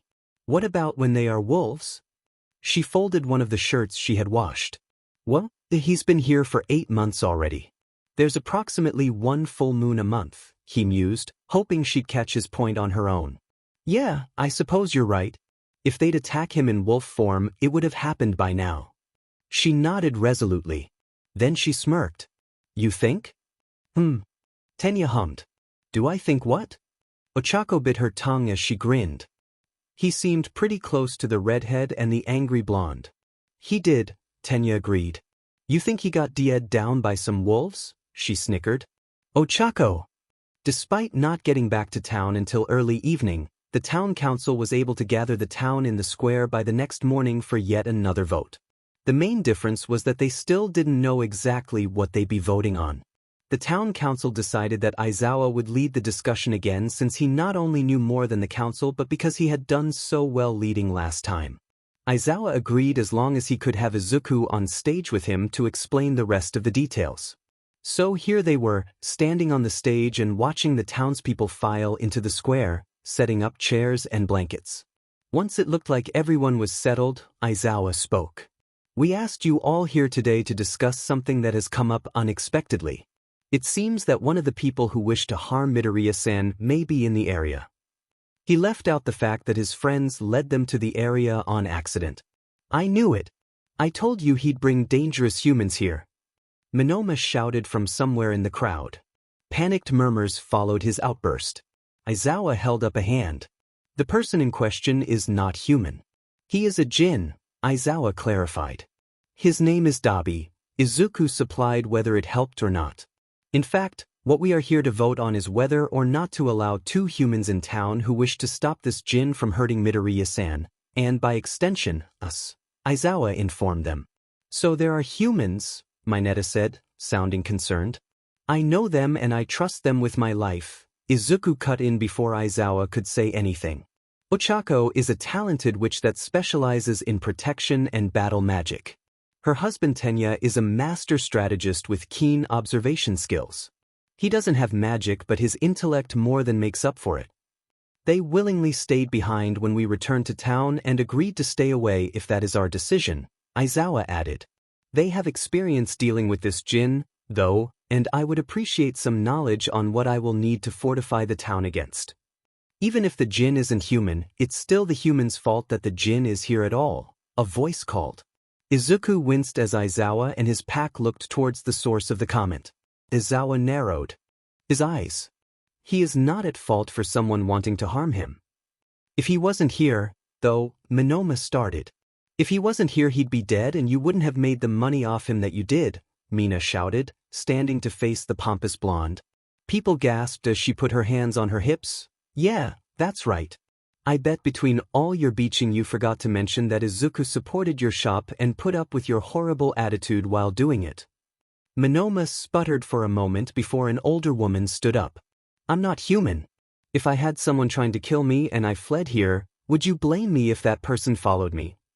Minoma withered under the woman's glare as sounds of agreement could be heard around the square. Hyuka stood up and fixed Minoma with a pointed look. Being a human doesn't make you a bad person in the same way that being a werewolf doesn't make you a good person. Maybe you should work on yourself before you try and tear someone else down. Izuku made a mental note to never get on Kyuka's bad side. This is getting out of hand, he sighed inwardly. Aizawa must have shared the sentiment. Right? So with that savage verbal takedown, he stated flatly. I can leave the town to talk to the humans who know about the djinn, but I'd much rather be in town in case he shows up before we finish discussing what to do about him. So all in favor of letting the humans come here. Yeah, Monoma can sk it, Mina thought, smiling to herself when the vote finished in favor of letting the Idas come to town. Aizawa planned to leave to go get the Idas from the cabin by late afternoon. First, he wanted to stop by Chiyo's shop for supplies in case he ran into the djinn on the way there or back. In the meantime, Izuku wanted to go see Torino and apologize for being gone for a whole week. He walked into the bookstore followed by Idru, Denki, and Kyuka. They insisted. Katsuki was back at the shop, keeping it open now that they were back in town. Denki and Kyuka had much more flexible jobs, being freelance performers, and already decided they would be sticking to Izuku's side until they were sure everyone in town had moved past this. When he didn't see Torino in the main room, he wandered into the back room, where he found him standing on his tiptoes on a chair he had pushed up next to a bookshelf. You're going to fall, Torino-san, Izuku scolded his boss. Correction. I already fell. This is attempt number 2, the man replied cheerfully, much to Izuku's horror. Kyuka giggled from where she leaned in the doorway. Please let me get it, Izuku tried, hoping to get the older man off the chair. Nope, you're on leave, he argued. I'm what? Why? Izuku squeaked, confused. At that big old town meeting, which was a pain being outside and all, someone said you were injured. I don't make my hurt employees work, he explained, rambling a bit. So even if he had been in town, you wouldn't have let him work? Kyuka chimed in. Not until he was in tip-top shape again, Torino confirmed.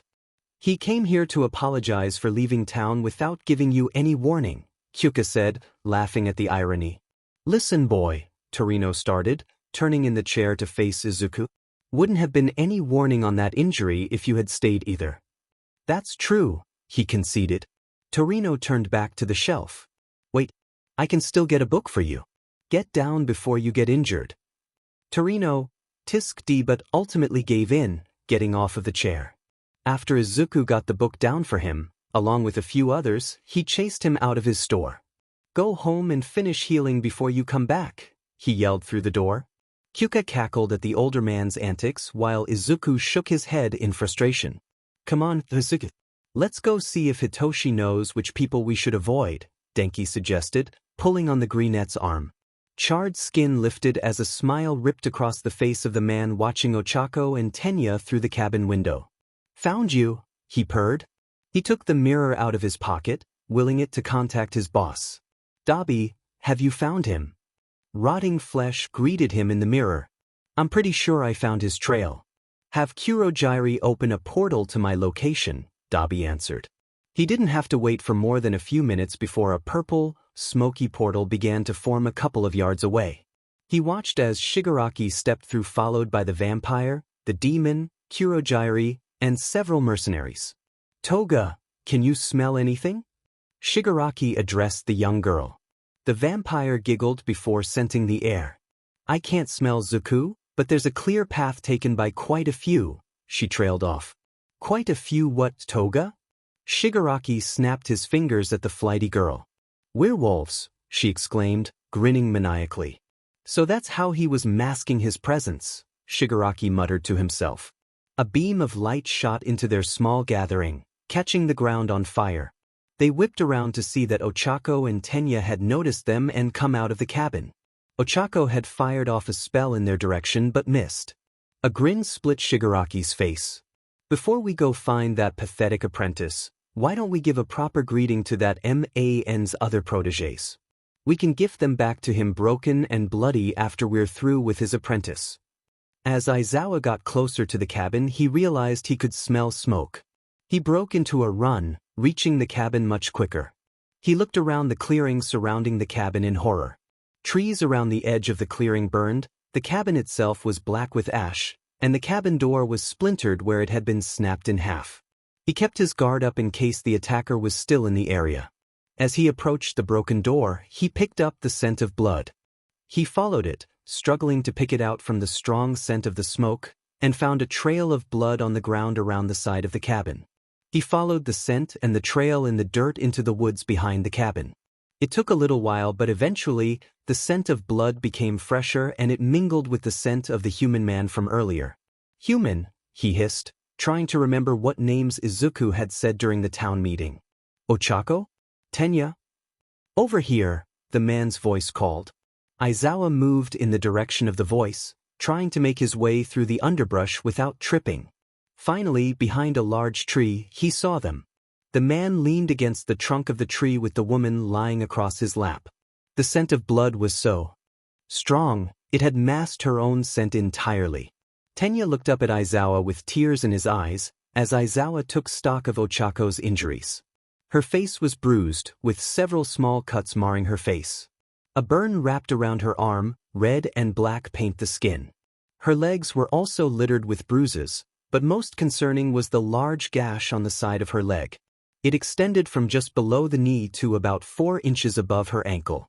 Aizawa knelt down, pulling off the scarf he always wore to wrap around her leg.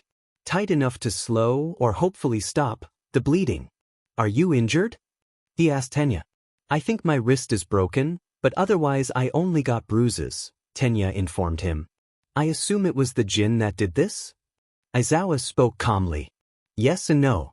Yes, he was there, but no, it wasn't just him," Tenya replied. "What do you mean? Who else was there?" Aizawa asked, trying to manage his growing panic. "Someone who works for the same person as the djinn can use portal magic. We had no idea, we've never seen him before. He brought their boss, his usual lackeys, and at least a dozen other people. They were probably mercenaries, hired specifically to hunt down Izuku." Tenya's usually calm demeanor was gone, replaced by concern for his friend and his wife. "Where are they now?" Aizawa asked as he began treating Ochako's other wounds, starting with the burn on her arm. He could only do so much, but he could keep the wounds clean until they could get her to town. "Probably on their way to your town, wherever that is." Just as Aizawa was about to ask how they could find it, Tenya continued. "They have a vampire, Toga. She can follow the scent of blood, even when it's still contained in the body. She's following the trail from when you left before." Aizawa sighed. "Can you walk?" "Yeah, I think so. My arm is the worst of it," Tenya answered. "I'll carry her. Let's get going." Aizawa took the woman from Tenya and waited as the man stood up. Then they set off in the direction of town. "Apprentice, come out wherever you are," Shigaraki called as he walked down an empty street. When the necromancer and his people traipsed into town, Hitoshi was quick to instruct the townspeople. Children, the elderly, and anyone else who couldn't, or wouldn't, fight were sent into the woods on the opposite side of town.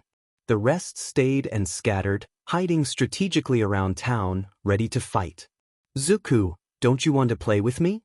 Toga called, giggling. "I'm so sorry," Izuku whispered to his pack and the others hiding with him. The same older woman that defended him before rubbed his arm gently. "It's okay, kid. We've got you," she soothed. "DMN, right? There's only 20 of them and there's way more of us," Katsuki pointed out, peeking out the window of the building they were in. "At least 4 of them have high-powered magic," Izuku warned. "The rest, I'm not sure. There's a lot I've never seen with him before. They could be hired." "What about the 4 you do know?" Momo prompted. "What can you tell us about them?" Shigiriaki, he's the rotted one with blue hair, he's a necromancer. He can raise the dead, but he can also decay living things. Don't let him touch you without his gloves or he'll turn you to dust. And then, since a necromancer is just a type of mage, he has a pretty good grasp on other types of spells as well." Izuku looked deep in thought as he spoke. "Toga, the girl, is a vampire. She looks like a teenager, but she's over 100 years old. She can shapeshift into whoever she drinks blood from, so don't let her cut or bite you. I don't know if she can do anything else." He looked up at the group, anxious. "It's okay, Bean," Mina assured him. "Keep going. Dabi, the djinn, he has charred skin. He uses fire. I think he can do other things, but I'm not sure what. Djinns aren't from this country, so there's no information. It's honestly weird that he's here. I think Shigaraki trapped him somehow because he doesn't seem to have any reverence for Shigaraki like the others do. The last one I know is Twice, Izuku continued. Is that even a name? Denki scoffed. Well, no. No one knows his name, he paused. Or the demons. Demon? Asked someone in the room. He's possessed, but the demon lets him share consciousness. He's technically two people. The demon inhabiting him is powerful. He usually uses illusions to trick his opponents. Really, Ochako and Tenya know much more about these people than I do. Brat, if you don't get out here soon, I'm going to have Dabi start roasting buildings. Shigaraki shouted from the street, sounding frustrated. What is he? A pup? Kyuka mocked, rolling her eyes. Maybe I should, Izuki started. Absolutely not. Buildings can be rebuilt. People can't. You're staying put, Katsuki barked out. Several people in the room nodded in agreement. We can't just sit here either. Mina hissed. We have to do something. Then we fight, Hitoshi said. That's what we stayed behind for. The others around town did too. We'll watch out for each other. Magic or not, Katsuki is right. They are outnumbered. Let's go then. Together, Katsuki said, heading for the door. Aizawa arrived with the humans through a less-known entrance to the town. He noticed smoke rising over the roofs of the buildings in town, but his priority was getting Ochako to Chio. He walked into her shop, noting that it was empty. Well, if she wasn't here, he could do this himself. Shoyuda, thank goodness, Chio spoke, stepping out from a back room. I thought you were one of those brutes that came for Izuku. I'm glad to see you're still here. This one is badly injured, he said, indicating to the woman he carried. Then he tilted his head to Tenya. That one may have broken his wrist. Of course I'm still here, Chio frowned. They tried to tell me to leave, but with my magic, I have more defenses than most of the young wolves out there. She glanced at Ochako for a moment before gathering various herbs around her shop. Once she had grabbed what she needed, she started walking to the back room. Bring her this way. When Katsuki and the others left their hiding place, walking out into the street to confront Shigaraki, all hell broke loose. Dabi let loose a wall of flames, trying to single Izuku out from the rest of the group. The other wolves hiding in the area were quick to jump to their defenses. The mercenaries Shigaraki brought were the first to take on the werewolves, while the main for Izuku was used to seeing stayed out of the skirmish. There was also a fifth person that Izuku had never seen before. Something about him sent a chill up Izuku's spine, and he made a mental note to keep an eye on him. Izuku didn't know battle magic, but he was able to aim the failed, exploding version of his light spell at people. He used this sparingly since most of the mercenaries had 2 or more werewolves surrounding them. Some of the mercenaries had weak battle magic, but the majority had regular weapons. The werewolves, however, were not armed. Or rather, some had picked up objects to use head weapons, but for the most part, they fought with their bare hands. They held their own well enough, though, with the enhanced strength and speed that they had. Out of the corner of his eye, Izuku noticed 2 mercenaries had ganged up on Mineta of all people. He cast a telekinesis spell and prayed that Mineta was small enough to be affected by the spell. Sure enough, the purple-haired man came flying at Izuku. What just happened? Mineta asked, dazed after Izuku caught him and placed him back on the ground. Sorry, that was a telekinesis spell. To get you away from those. Oh, Izuku was cut off as Mineta tackled him with a hug. Thank you. Thank you. I'm so sorry, he cried, bawling into Izuku's sweater. Izuku struggled to pry the smaller man off him. It's fine. You saved my life. I owe you a debt, the man declared. Okay, that's fine. But right now, we need to get out of the way, Izuku pointed out, guiding Mineta out of the middle of the skirmishes. He aimed a few exploding light spells on the way. Where did you get that? Idru asked, eyeing the sword Katsuki now had. That a-hole, he smirked, pointing at a mercenary lying unmoving on the ground a few yards away from the alley they had ducked into. Is he dead? Izuku whimpered. Katsuki and Idru exchanged a look over his head. No. He's unconscious. I'm pretty sure, Katsuki said, knowing it was equally likely the man was dead with how hard his head hit the ground. We can check later, Ijuku added, trying to get Izuku focused on their little strategy meeting. Okay, Izuku said uncertainly, looking away from the still body. Peering out at the fight, they noted that a handful of werewolves had been resourceful enough to pick up the mercenaries' weapons once they were down.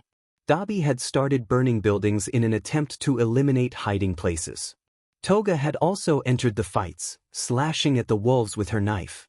Every time we start to get an edge on those mercenaries, it seems like more appear, Kyuka pointed out. And that rotted fellow keeps casting spells to disorient our people, Denki added. There aren't more mercenaries, Tenya spoke suddenly, appearing from the other end of the alley with Aizawa. They're illusions. From the demon? Denki asked. Yes. The illusions have a physical form, but only 13 or 14 real mercenaries came through the portal at the cabin, Tenya explained. Portal? Izuku squeaked, eyes wide. The man with the yellow eyes uses portal magic, Tenya informed him. Then we need to stop him first. Izuku exclaimed. Agreed. After him, we should focus on Twice so that the illusions stop getting added to the fight, Tenya mused. Then the fire a-hole? Katsuki asked. Maybe we only need to take down Shigaraki after the first two, Izuku said thoughtfully. The mercenaries will only fight as long as they have someone paying them. And I'm still sure that the Jin is under Shigaraki's control somehow. Everything he's done so far in this fight was preceded by a command from Shigaraki. Let's do that then, Aizawa finally spoke. I trust you. Izuku watched in horror as a mercenary drove his weapon into the chest of one of the town residents. The rest of their group froze, excluding Aizawa. I'm sorry, but there isn't time for shock or mourning. After this is over, we can give them the time they deserve. For now, we need to focus on preventing as many deaths as possible, Aizawa urged the group away from the site. They kept walking, peering down each alley until they could see the portal man. They had one shot at this. Aizawa stood at the ready with Katsuki's sword.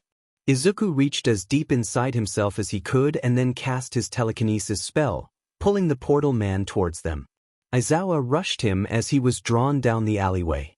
At the last second, Izuku released his magic and closed his eyes. He couldn't watch this. Suddenly he felt someone pull on his arms, dragging him away from the alley. He opened his eyes and ran with them when he saw it was Katsuki. He made the mistake of looking back for Aizawa. Instead of the quiet man, he saw Shigaraki running after them. Then, suddenly he wasn't, because a wall formed across the street. This way, a voice hissed. He turned to see Chiyo and Ochako.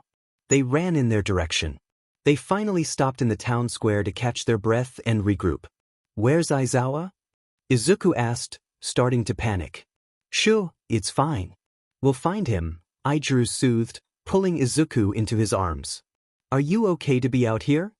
Tenya asked Ochako. Her wounds were sealed, and unlike you, she didn't break anything, Chiyo cut in. She's still hurt internally. Only the surface of the skin closed up and healed, so I'd like her to avoid fighting. What was that wall then? Tenya exclaimed. That was me, son. Chiyo smiled at him. Oh, Tenya said quietly. Did Aizawa get the portal man? Izuku whimpered. He did, Katsuki confirmed. Now we go back there and try to take out the demon. The group nodded in agreement. Carefully, through the alleyways on the opposite side of the street, they made their way back to the skirmishes. When they got there, though, the fights were over. A handful of townspeople were lying in the street, likely dead. Izuku hoped the rest had fled and not been decayed by Shigaraki. If they had, there wouldn't be a trace of them. All of the buildings on the street had been set ablaze, and it looked like some in the next streets caught on fire too. Find them.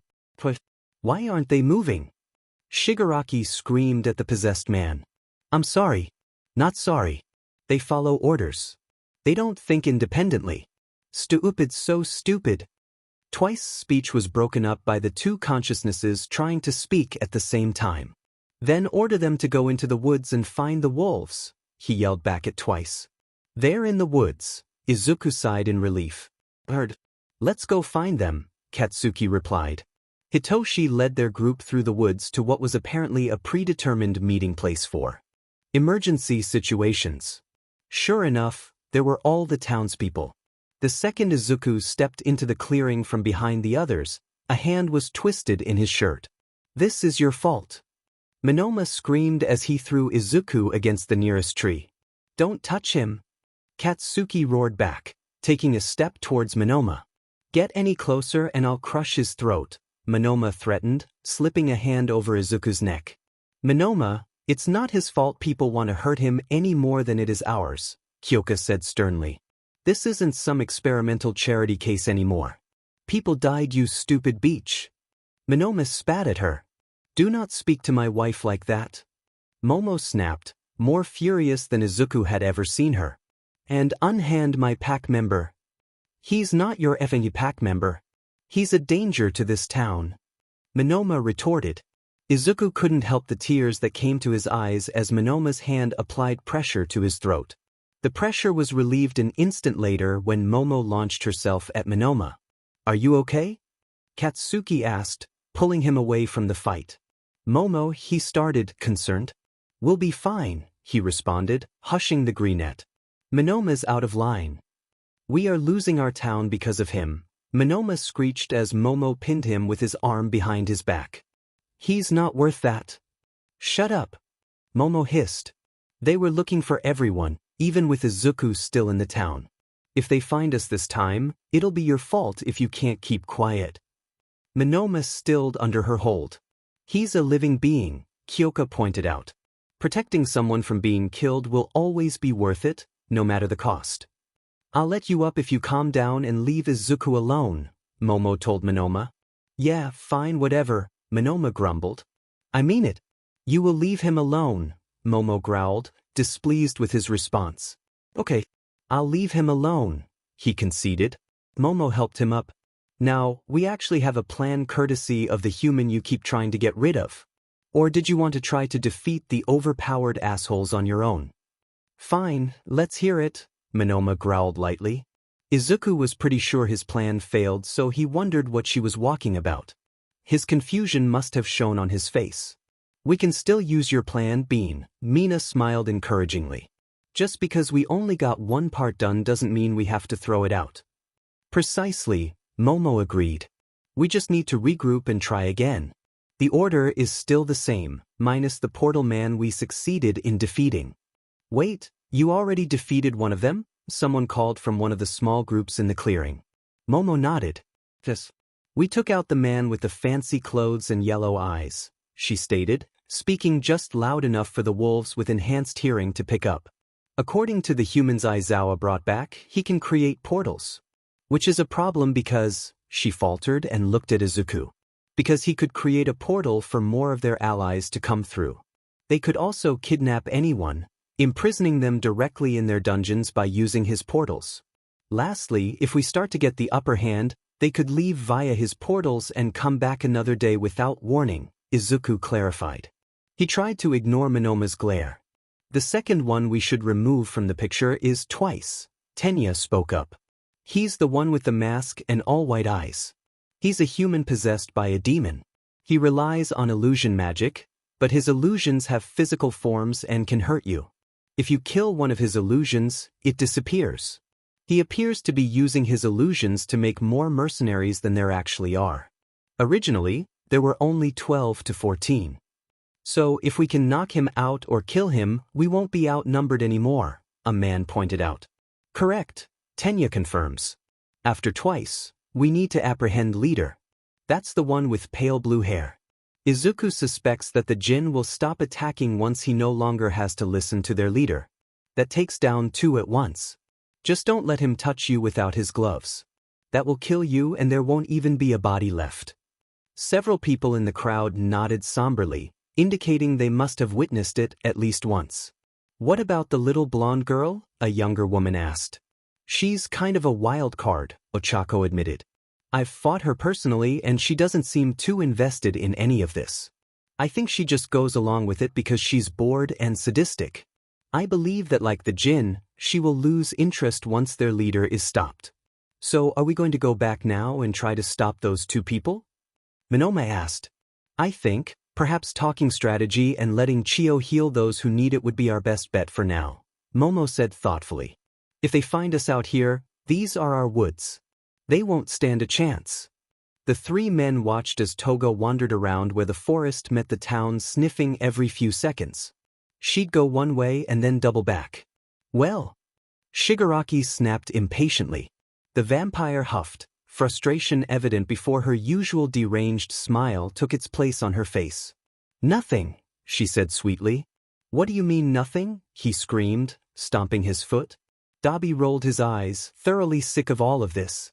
There are too many scents going in too many directions, she clarified. I can't them. Dabi chuckled. If the vampire was losing her patience, things were not going well. What are we supposed to do then?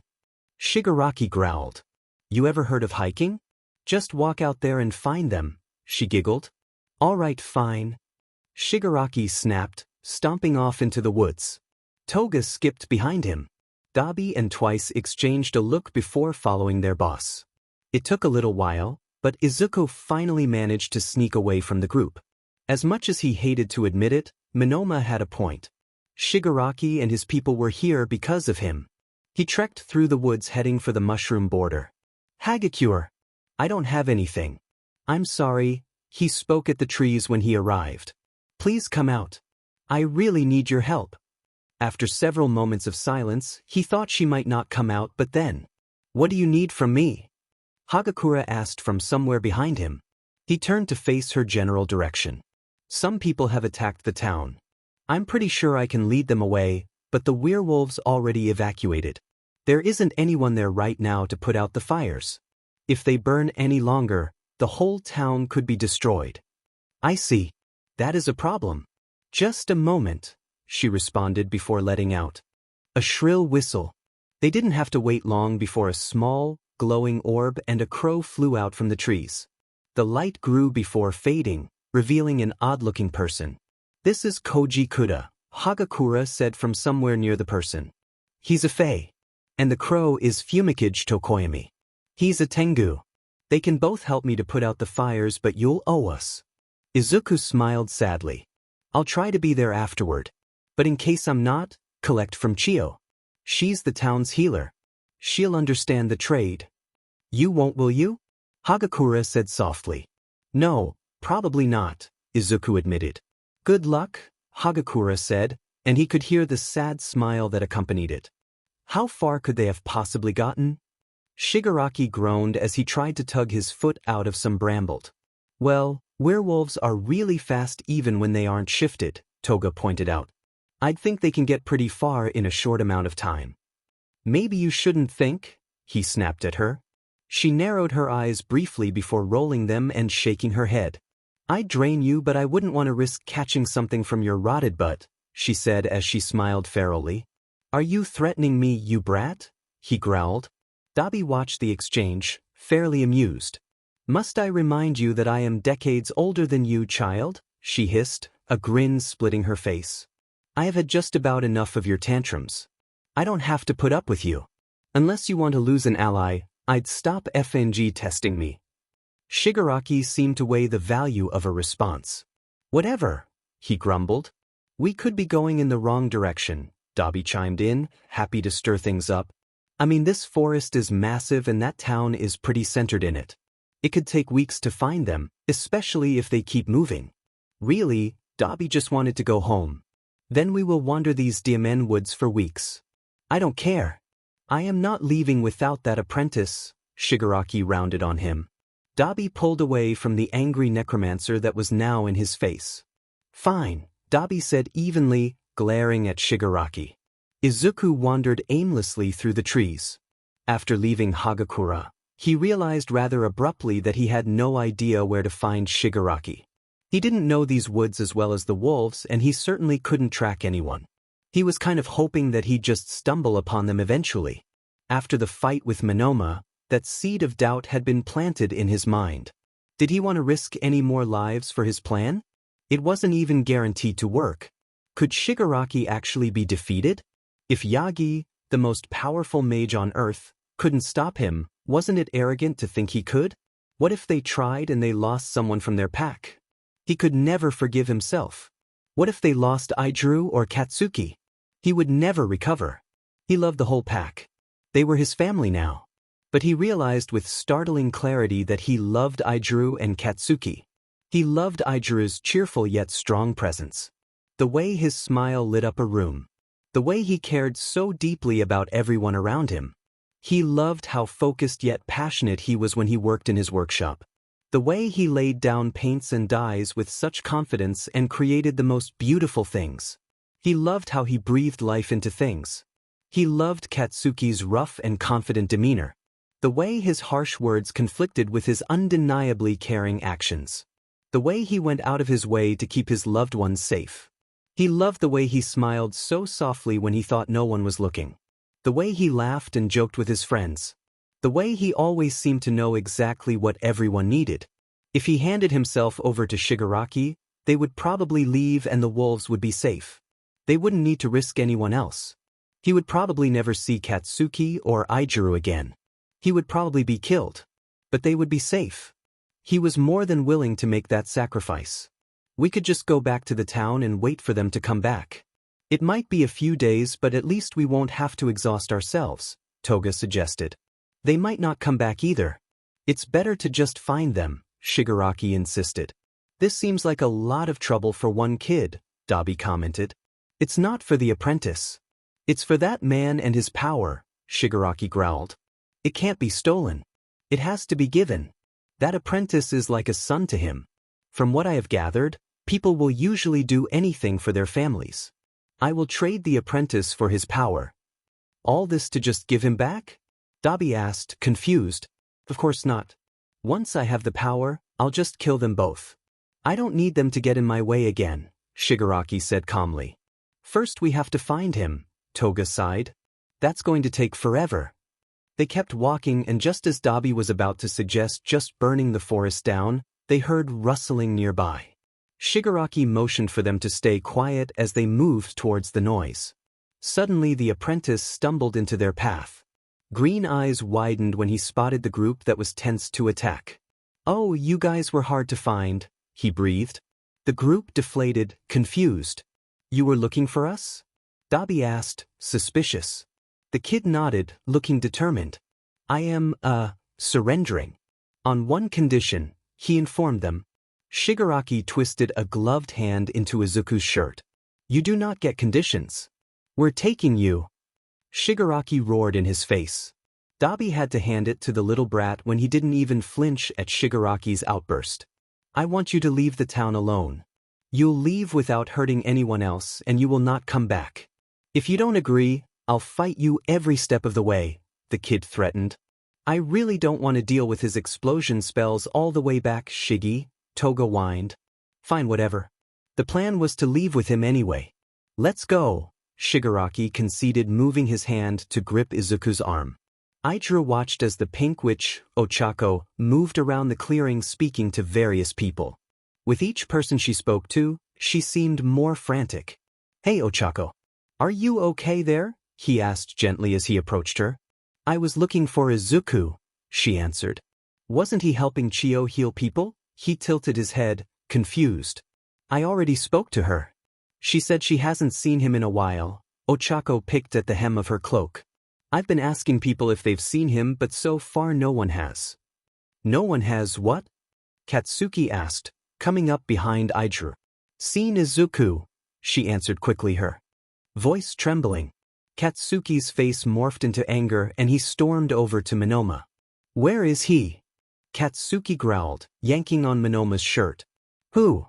Minoma asked, trying to twist out of Katsuki's grip. Where is Izuku?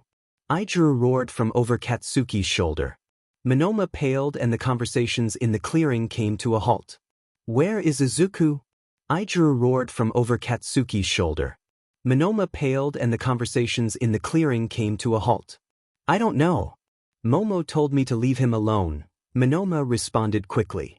You were pretty set on getting rid of him and now he's missing, Katsuki said, glaring at Minoma. I'm an Omega. Minoma screeched. You know I can't go back on an order from an alpha that bested me. Katsuki let go of him. Mina approached them. Maybe he went back to the town? Why would he do that? It's dangerous, Izuku asked, panic rising. Well, while you guys were focused on the fight with Monoma, I was watching Arbin. He looked pretty affected by what Monoma said. With how kind that boy is, I wouldn't put it past him to try and stop the Death Wizard by himself so that no one else gets hurt, she stated. Faces fell as they realized she was right. Even Monoma looked a little concerned. Then let's go back to the town, Hitoshi spoke up. We can't let him fight them on his own. Momo turned to address the rest of the clearing. If you wish to come with, please do. If you are injured or tired or simply don't want to fight, do not feel obligated to come. A fairly significant number of wolves stood up. Even Monoma indicated that he would be coming with. Why the hell are you coming? Katsuki growled at Monoma. Well, The group looked at him expectantly as he flushed pink. If he's really trying to stop them alone, risking death for us, then I was wrong about him. I want to help. Katsuki and the rest of the volunteers accepted the answer. Just before they left the clearing, Chio stopped them and said something to Momo with a hushed voice. Momo nodded with a grim look on her face. She ignored the rest of her pack's questioning gazes and led everyone out of the clearing, back to town. The werewolves tentatively stepped back into the town, keeping their guard up as they walked down the empty streets. The fires that had been blazing when they left had died down, leaving nothing but plumes of smoke and considerable damage. Werewolves, I presume? A voice asked suddenly. The group took up defensive positions, looking around for the source of the voice. Oh, relax, Izuku sent me. And who are you? Momo asked calmly. A giggle echoed through the street. I'm Hagakura, a sprite. Apologies, but I have the skill of invisibility and I can't turn it off. You've seen Izuku? Ijiru chimed in. He asked me to put out the fires in town since you all left. I brought a couple of friends to help, she answered. When did you see him? Mina asked excitedly. Is he still here? Oh, he met me in my territory out in the forest. That was a couple of hours ago. Where did he go? Katsuki asked tensely. I'm not sure. He said something about leading the people who started these fires away. There was a hesitance in her voice that Ijiru picked up on. Leading them away as in going with them? The redhead asked. Understanding dawned on the rest of the group. Izuku wasn't going to fight them, he was giving himself up to them. He didn't say that in so many words but, yes, I think so, Hagakura replied. Don't worry. We'll get him back, a gruff voice said. The group turned to see Aizawa walking up to them. You're okay? We thought. Hitoshi trailed off. Understandable. That rotting fella was far more interested in Midoriya than he was in me, though. His arm was missing a sizable chunk when I found him, but my friend healed him, Hagakura pointed out. He will be fine. He just needs to take it easy. So helping us get Izuku back is out of the question, Hitoshi said, giving Aizawa a stern look. Sure, Aizawa admitted, but I can still help strategize. We couldn't take on those people before. How are we supposed to do it now? Monoma spoke up.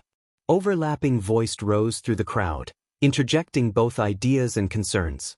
I may have an idea, Momo said hesitantly. But it's dangerous.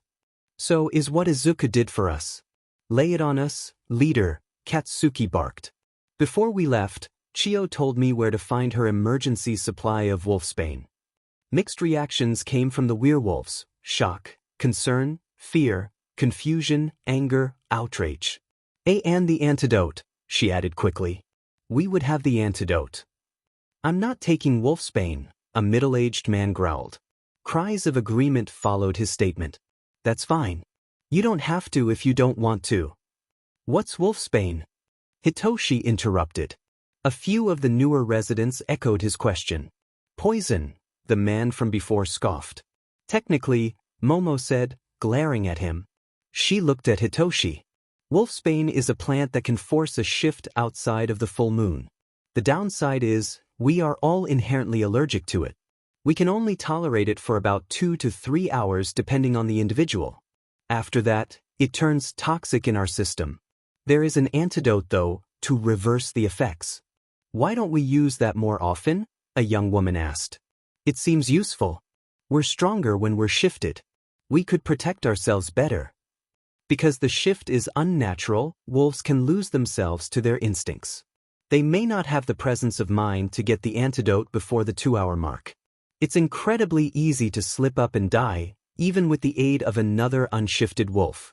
We save it for extreme emergency situations, Momo explained patiently. I'll take it, Katsuki said before facing the rest of the group. With the strength we have while shifted, we only need a few of us to take the wolfsbane. The rest of you can be responsible for making sure we take the antidote in time and getting Izuku out of there.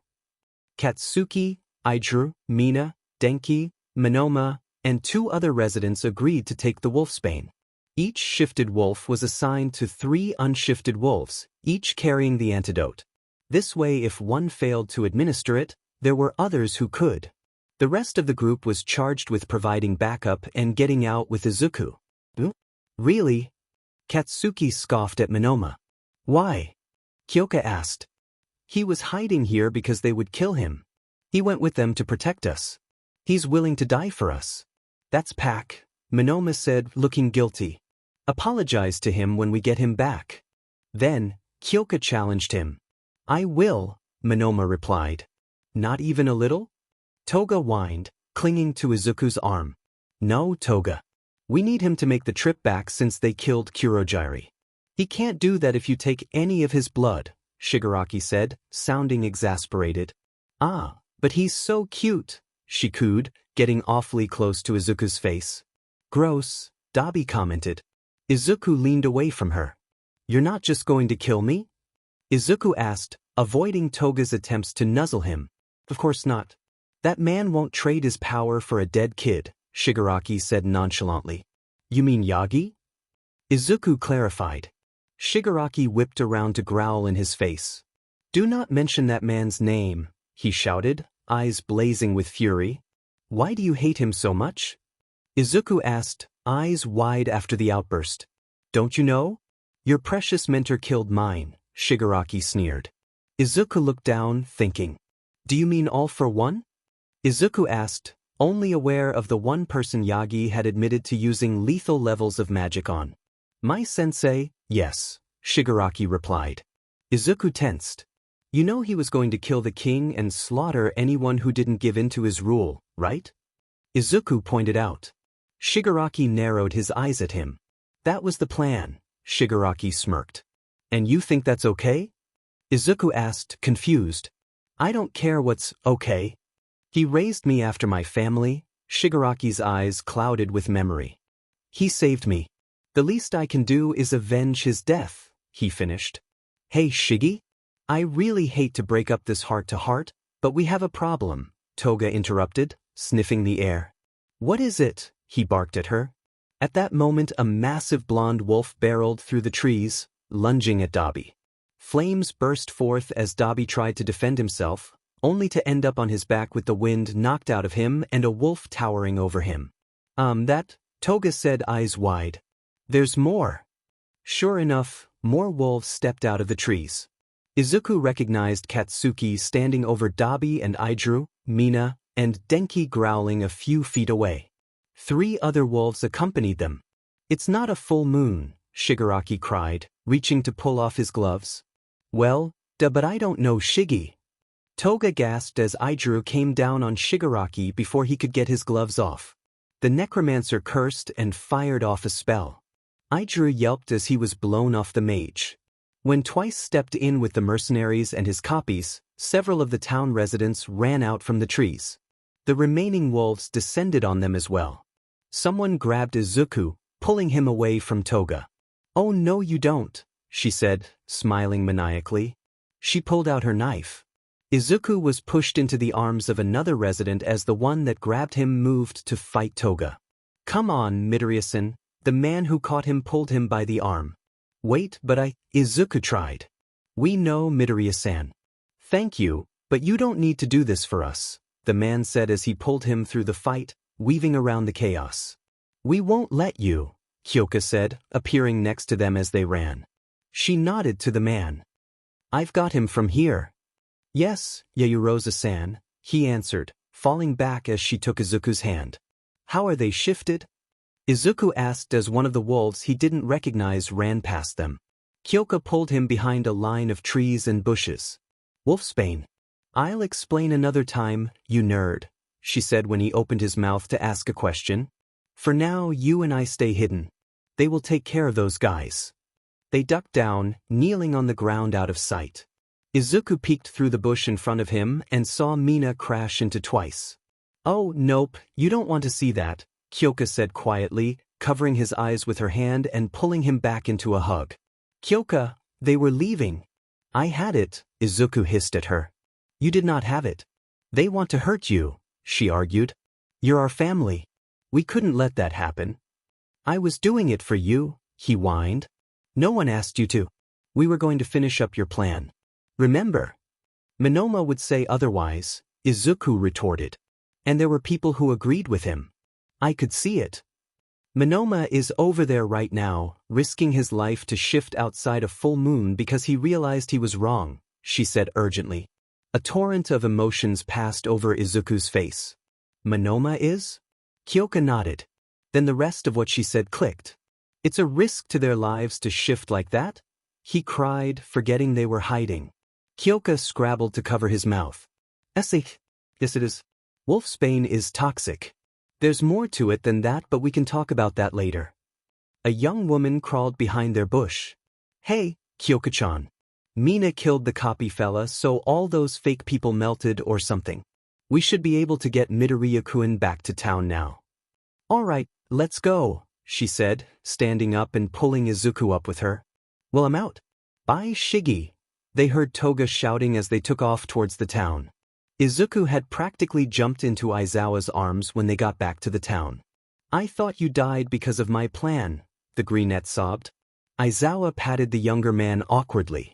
Yeah, Hitoshi mentioned that. That mage was more interested in you.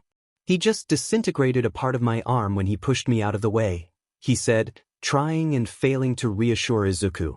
You came back after all, Hagakura had commented. Izuku promised that when things settled, he'd get her as many sweets as he could afford.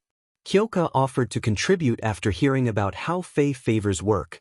The Fae, the werewolves, and the mage all worked together to get a head start on cleaning up the damages while they waited for the outcome of the fight. They discussed whether or not they should get the rest of the town hiding out in the forest, but decided to wait until they knew if the wolves won or not. Finally, the group that had gone to fight Shigaraki returned to the town, walking down the main street. The only wolves still shifted were Katsuki, Denki, and one that Izuku didn't recognize. Denki and the other wolf carried a few people on their backs, presumably because they were injured. Katsuki held Shigaraki in his jaws by his shirt. When Kyoka saw them, she sent the young woman who helped bring Izuku back to go find the rest of the town. The uninjured wolves helped the injured ones hitching rides down. Izuku watched as Denki and the other wolf each ate something handed to them. Someone tried to feed the same thing to Katsuki, but he turned away, keeping his hold on the necromancer. Izuku walked up to them, hearing Idru speak as he approached. Drop the crusty man and take the antidote, cats. A growl came from Katsuki. Idru huffed. You've got to take it. You could die if you wait much longer. He what? Izuku asked, panicked. Look at that. You're worrying the very person we left to rescue, Idru said, tooting lightly. More growls from the blonde wolf. Mina chimed in as she walked by. I'll ask Aizawa about rope or chains to hold him then. Idru laughed as Izuku looked after her with wonder. Can you understand each other when you're not all shifted? Izuku asked, turning back to Idru. Yes, the redhead replied, smiling. And Katsuki's being a stubborn but. He needs to eat this. He pointed at the herbs the nearest wolf was holding. So that he can do that, he pointed somewhere to the left of them. Izuku turned in time to see Denki shift back, which was vaguely horrifying to see. The wolf next to him shifted back a moment later to reveal Monoma. Someone handed them both clothes, reminding Izuku that they were, in fact, very naked. He turned back to Idru. The wolfsbane makes us shift because of an allergic reaction, he explained. We need to take something to neutralize it in our system. Neutralizing it also neutralizes the shifting effect, though. And if you don't, it would kill you. Like any allergy, Izuku concluded. Idru nodded. So it's in his best interest to make him eat it? Ichiro grinned and nodded. Katsuki looked at both of them warily. He turned and ran when they both took a step toward him, the crusty man in tow. "Are you sure you want to stay, Izu-chan?" Ochako asked sadly. Izuku smiled at her. "I really am," he replied. She looked past him to where Katsuki and Ichiro were helping to load up Shigaraki for the trip back to the capital. The town council had requested that the werewolf merchants help Ochako and Tenya get Shigaraki back so that he could pay for his crimes. Toga and Dabi had abandoned him as soon as he lost. His other followers were dead. "You love them?" she smiled at her best friend fondly. He blushed. "I do," he said, looking back at the wolves in question. "Well, I know where you are now and how to contact the merchants that come here. I'll send letters with them for you. You better write back," she pushed him lightly. "I wouldn't dream of ignoring a letter from you, Ochako," he laughed. Tenya called Ochako from the wagon. "Don't forget to invite me to the wedding," she said as she ran off to join her husband. Izuku shook his head before joining his pack, waving at the merchant caravan as they left the town. Ichiro pulled him into a hug as the last person in the caravan disappeared beyond the trees. Izuku looked up to see Katsuki next to them smiling softly. "Izuku!" Katsuki spoke and Izuku hummed in response. "Let's go home." 5 years later. The streets of the small village were vacant, save a few people here and there opening their shops or setting up their market stalls. Izuku Midoriya made the short journey from his home to the bookstore he'd been working at for nearly 6 years. He could barely tell that the town almost burned down in the past. They had rebuilt well. Everyone in town worked together to make it happen.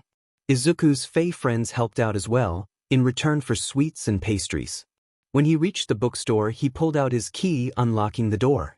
2 years ago, his boss Torino finally retired. He left the management of the bookstore to his employee. Izuku took the responsibility seriously, but the rising popularity of the store meant it was no longer a one-person job. The bell chimed as Denki entered the shop. "Hey boss," the odd blonde chirped. Izuku smiled and returned his greeting. Denki was his first choice to hire. Not only could he translate foreign texts, but his talent for storytelling meant they could add a story hour for the pups in town. Sometimes they even did readings for adults, though less frequently. "Kendo-san asked me to let you know she can't make it in today," Denki said, referring to their other coworker. "Minoma's sick and she's staying home to take care of him." "That's fine. I remember how sick you got some days when you were PRGNT," Izuku replied. That had easily been one of the most surprising things Izuku had learned about the werewolves. Chiyo never went into detail about just how their secondary genders played into their reproduction. So when Denki told the pack he was PRGNT one night at dinner, Izuku had been moderately confused. There was an impromptu lesson that night after dinner hosted by Momo explaining that omegas of either primary gender and female betas are all able to carry kids. Although he hadn't even considered kids, having seen male couples all over town, when he realized the majority were alpha and omega pairings, Izuku began wondering if his alphas wanted kids. He sat on the concern for a while, finally coming clean about his anxieties when they proposed one evening. "We don't not want kids," Ichiro had started. "But I mean, we thought you were a beta when we pursued you. It wasn't an issue. And before you, we were an alpha pair. We didn't expect kids," Katsuki followed up. Izuku certainly felt a little stupid when those facts were pointed out to him, but his partners assured him it was fine. As for their proposal, he said yes. As was demanded of him, he invited Ochako. The ceremony was held in the nearest town other than their own so that his old friends from the capital could attend as well.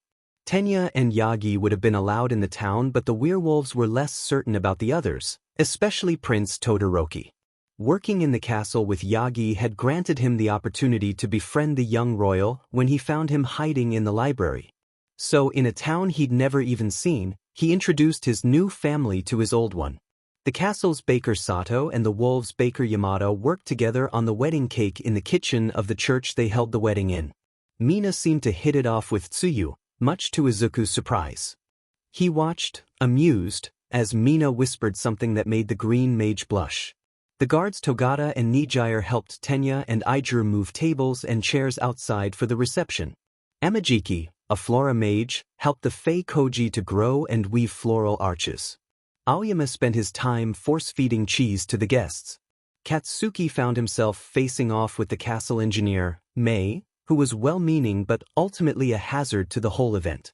The most unexpected part of his wedding day was Momo's gift to him. She walked into his waiting room while Kyoka was helping him tame his curls. "Izuku, I have a surprise for you." "Don't gifts come after the wedding?" he asked, laughing softly. He felt Kyoka's hands leave his hair. "Not this one," Momo said cryptically. He didn't have to remain confused for too long because she opened the door and waved someone in. He felt his heart skip a beat as his mother stepped into view. She walked into the room and he took in her appearance. She was shorter and stouter than she had been when he ran away. She still wore her hair up the way he remembered. He saw himself mirrored in her green hair and eyes. "Izuku, honey," is all she could manage before she burst into tears. Her son followed suit, ever the crybaby. "It has to be genetic," Kyoka mused watching the scene unfold.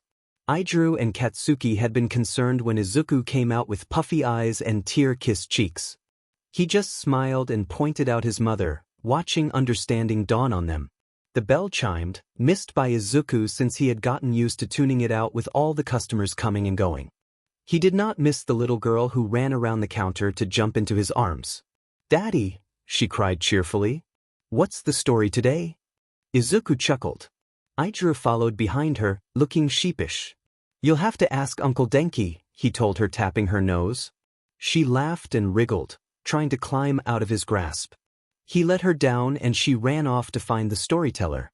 "How'd Eri get here before you, Izuku asked, watching her disappear into the reading room that was added after the fires damaged the back of the store. "She's fast. I stopped to talk to Yamada for 5 seconds and she booked it," he said quickly, ducking his head as Izuku turned to him and raised an eyebrow. "Our pup outran a full-grown male alpha?" Izuku questioned, smirking slightly. "I think she's gonna have her first shift soon," Idru defended earnestly, making Izuku laugh. She very well could be nearing her first shift. They honestly weren't sure how old she was. Eri had been brought to the town by a merchant that found her in an abandoned cabin on his route. She hadn't been able to answer any questions, clearly due to how traumatized she was, but the corpse of her mother was in the cabin with her. The woman was unmistakably a werewolf and the merchant knew he couldn't leave the kid there. The woman who took care of orphan pups used to bring them to the bookstore on days when Izuku read before he hired Denki. That's how he met Eri. The pup grew attached to him and started begging her guardian to let her stay the day. Izuku assured the woman he didn't mind. Since Katsuki and Idru visited him at work, they got to meet Eri and spend time with her too. After a few months, the woman noticed how Eri had bonded with the trio and approached them about adopting her. They barely needed to discuss it. They had grown to love her so easily and they welcomed her into their family. When she first called Izuku Daddy, he had taken the day off to cuddle her. He just couldn't let go. When she first called Idru Papa, the redhead had taken her around to everyone he knew to tell them he was her papa. The girl proudly declared it herself too. And Katsuki would never admit it, but when Eri called him Dad, for the first time he cried for hours. Eri made him tea with Izuku's help. After work that evening, Izuku was quick to get home. He didn't have long until sunset. His husbands and his daughter were already outside waiting for him. He picked Eri up and together they went off into the woods. When they made it to their usual space, Izuku set to work making the nest of blankets he and Eri usually spent the night in. Their usual calm that came with comfortable habit was disrupted when Eri reacted to the sunset. Izuku and Idru rushed to strip her of her clothes as it became clear that she really was going to shift that night. Izuku wrapped a blanket around her shivering form, watching Katsuki shift just behind her. He had seen this 100 times before now. He could handle seeing his baby shift. He could do this. Idru pressed a kiss to his cheek and Izuku realized he had closed his eyes. He couldn't do this. He kept his eyes squeezed shut, his hands keeping the blanket in place over her. A large wet nose nudged him where Idru had kissed him moments before. Tentatively, Izuku opened his eyes. Idru sat close and Katsuki had moved closer to his family. Katsuki sniffed at the blanket covering their daughter and huffed. Izuku noticed that her form had changed the shape of the blanket, so he pulled it off of her. He was surprised to find that she was only about the size of a coyote. Her pelt was a beautiful silver with black flecks hidden in it, only visible close-up. He smiled as she hopped to her feet and wagged her tail, darting between Katsuki's feet. As he curled up in the blanket nest, watching the two massive wolves play so gently with the tiny one, his heart felt full. He wondered, bemused, how he could have ever thought winding up in a secret town of werewolves was a mistake. This was the best thing that ever happened to him.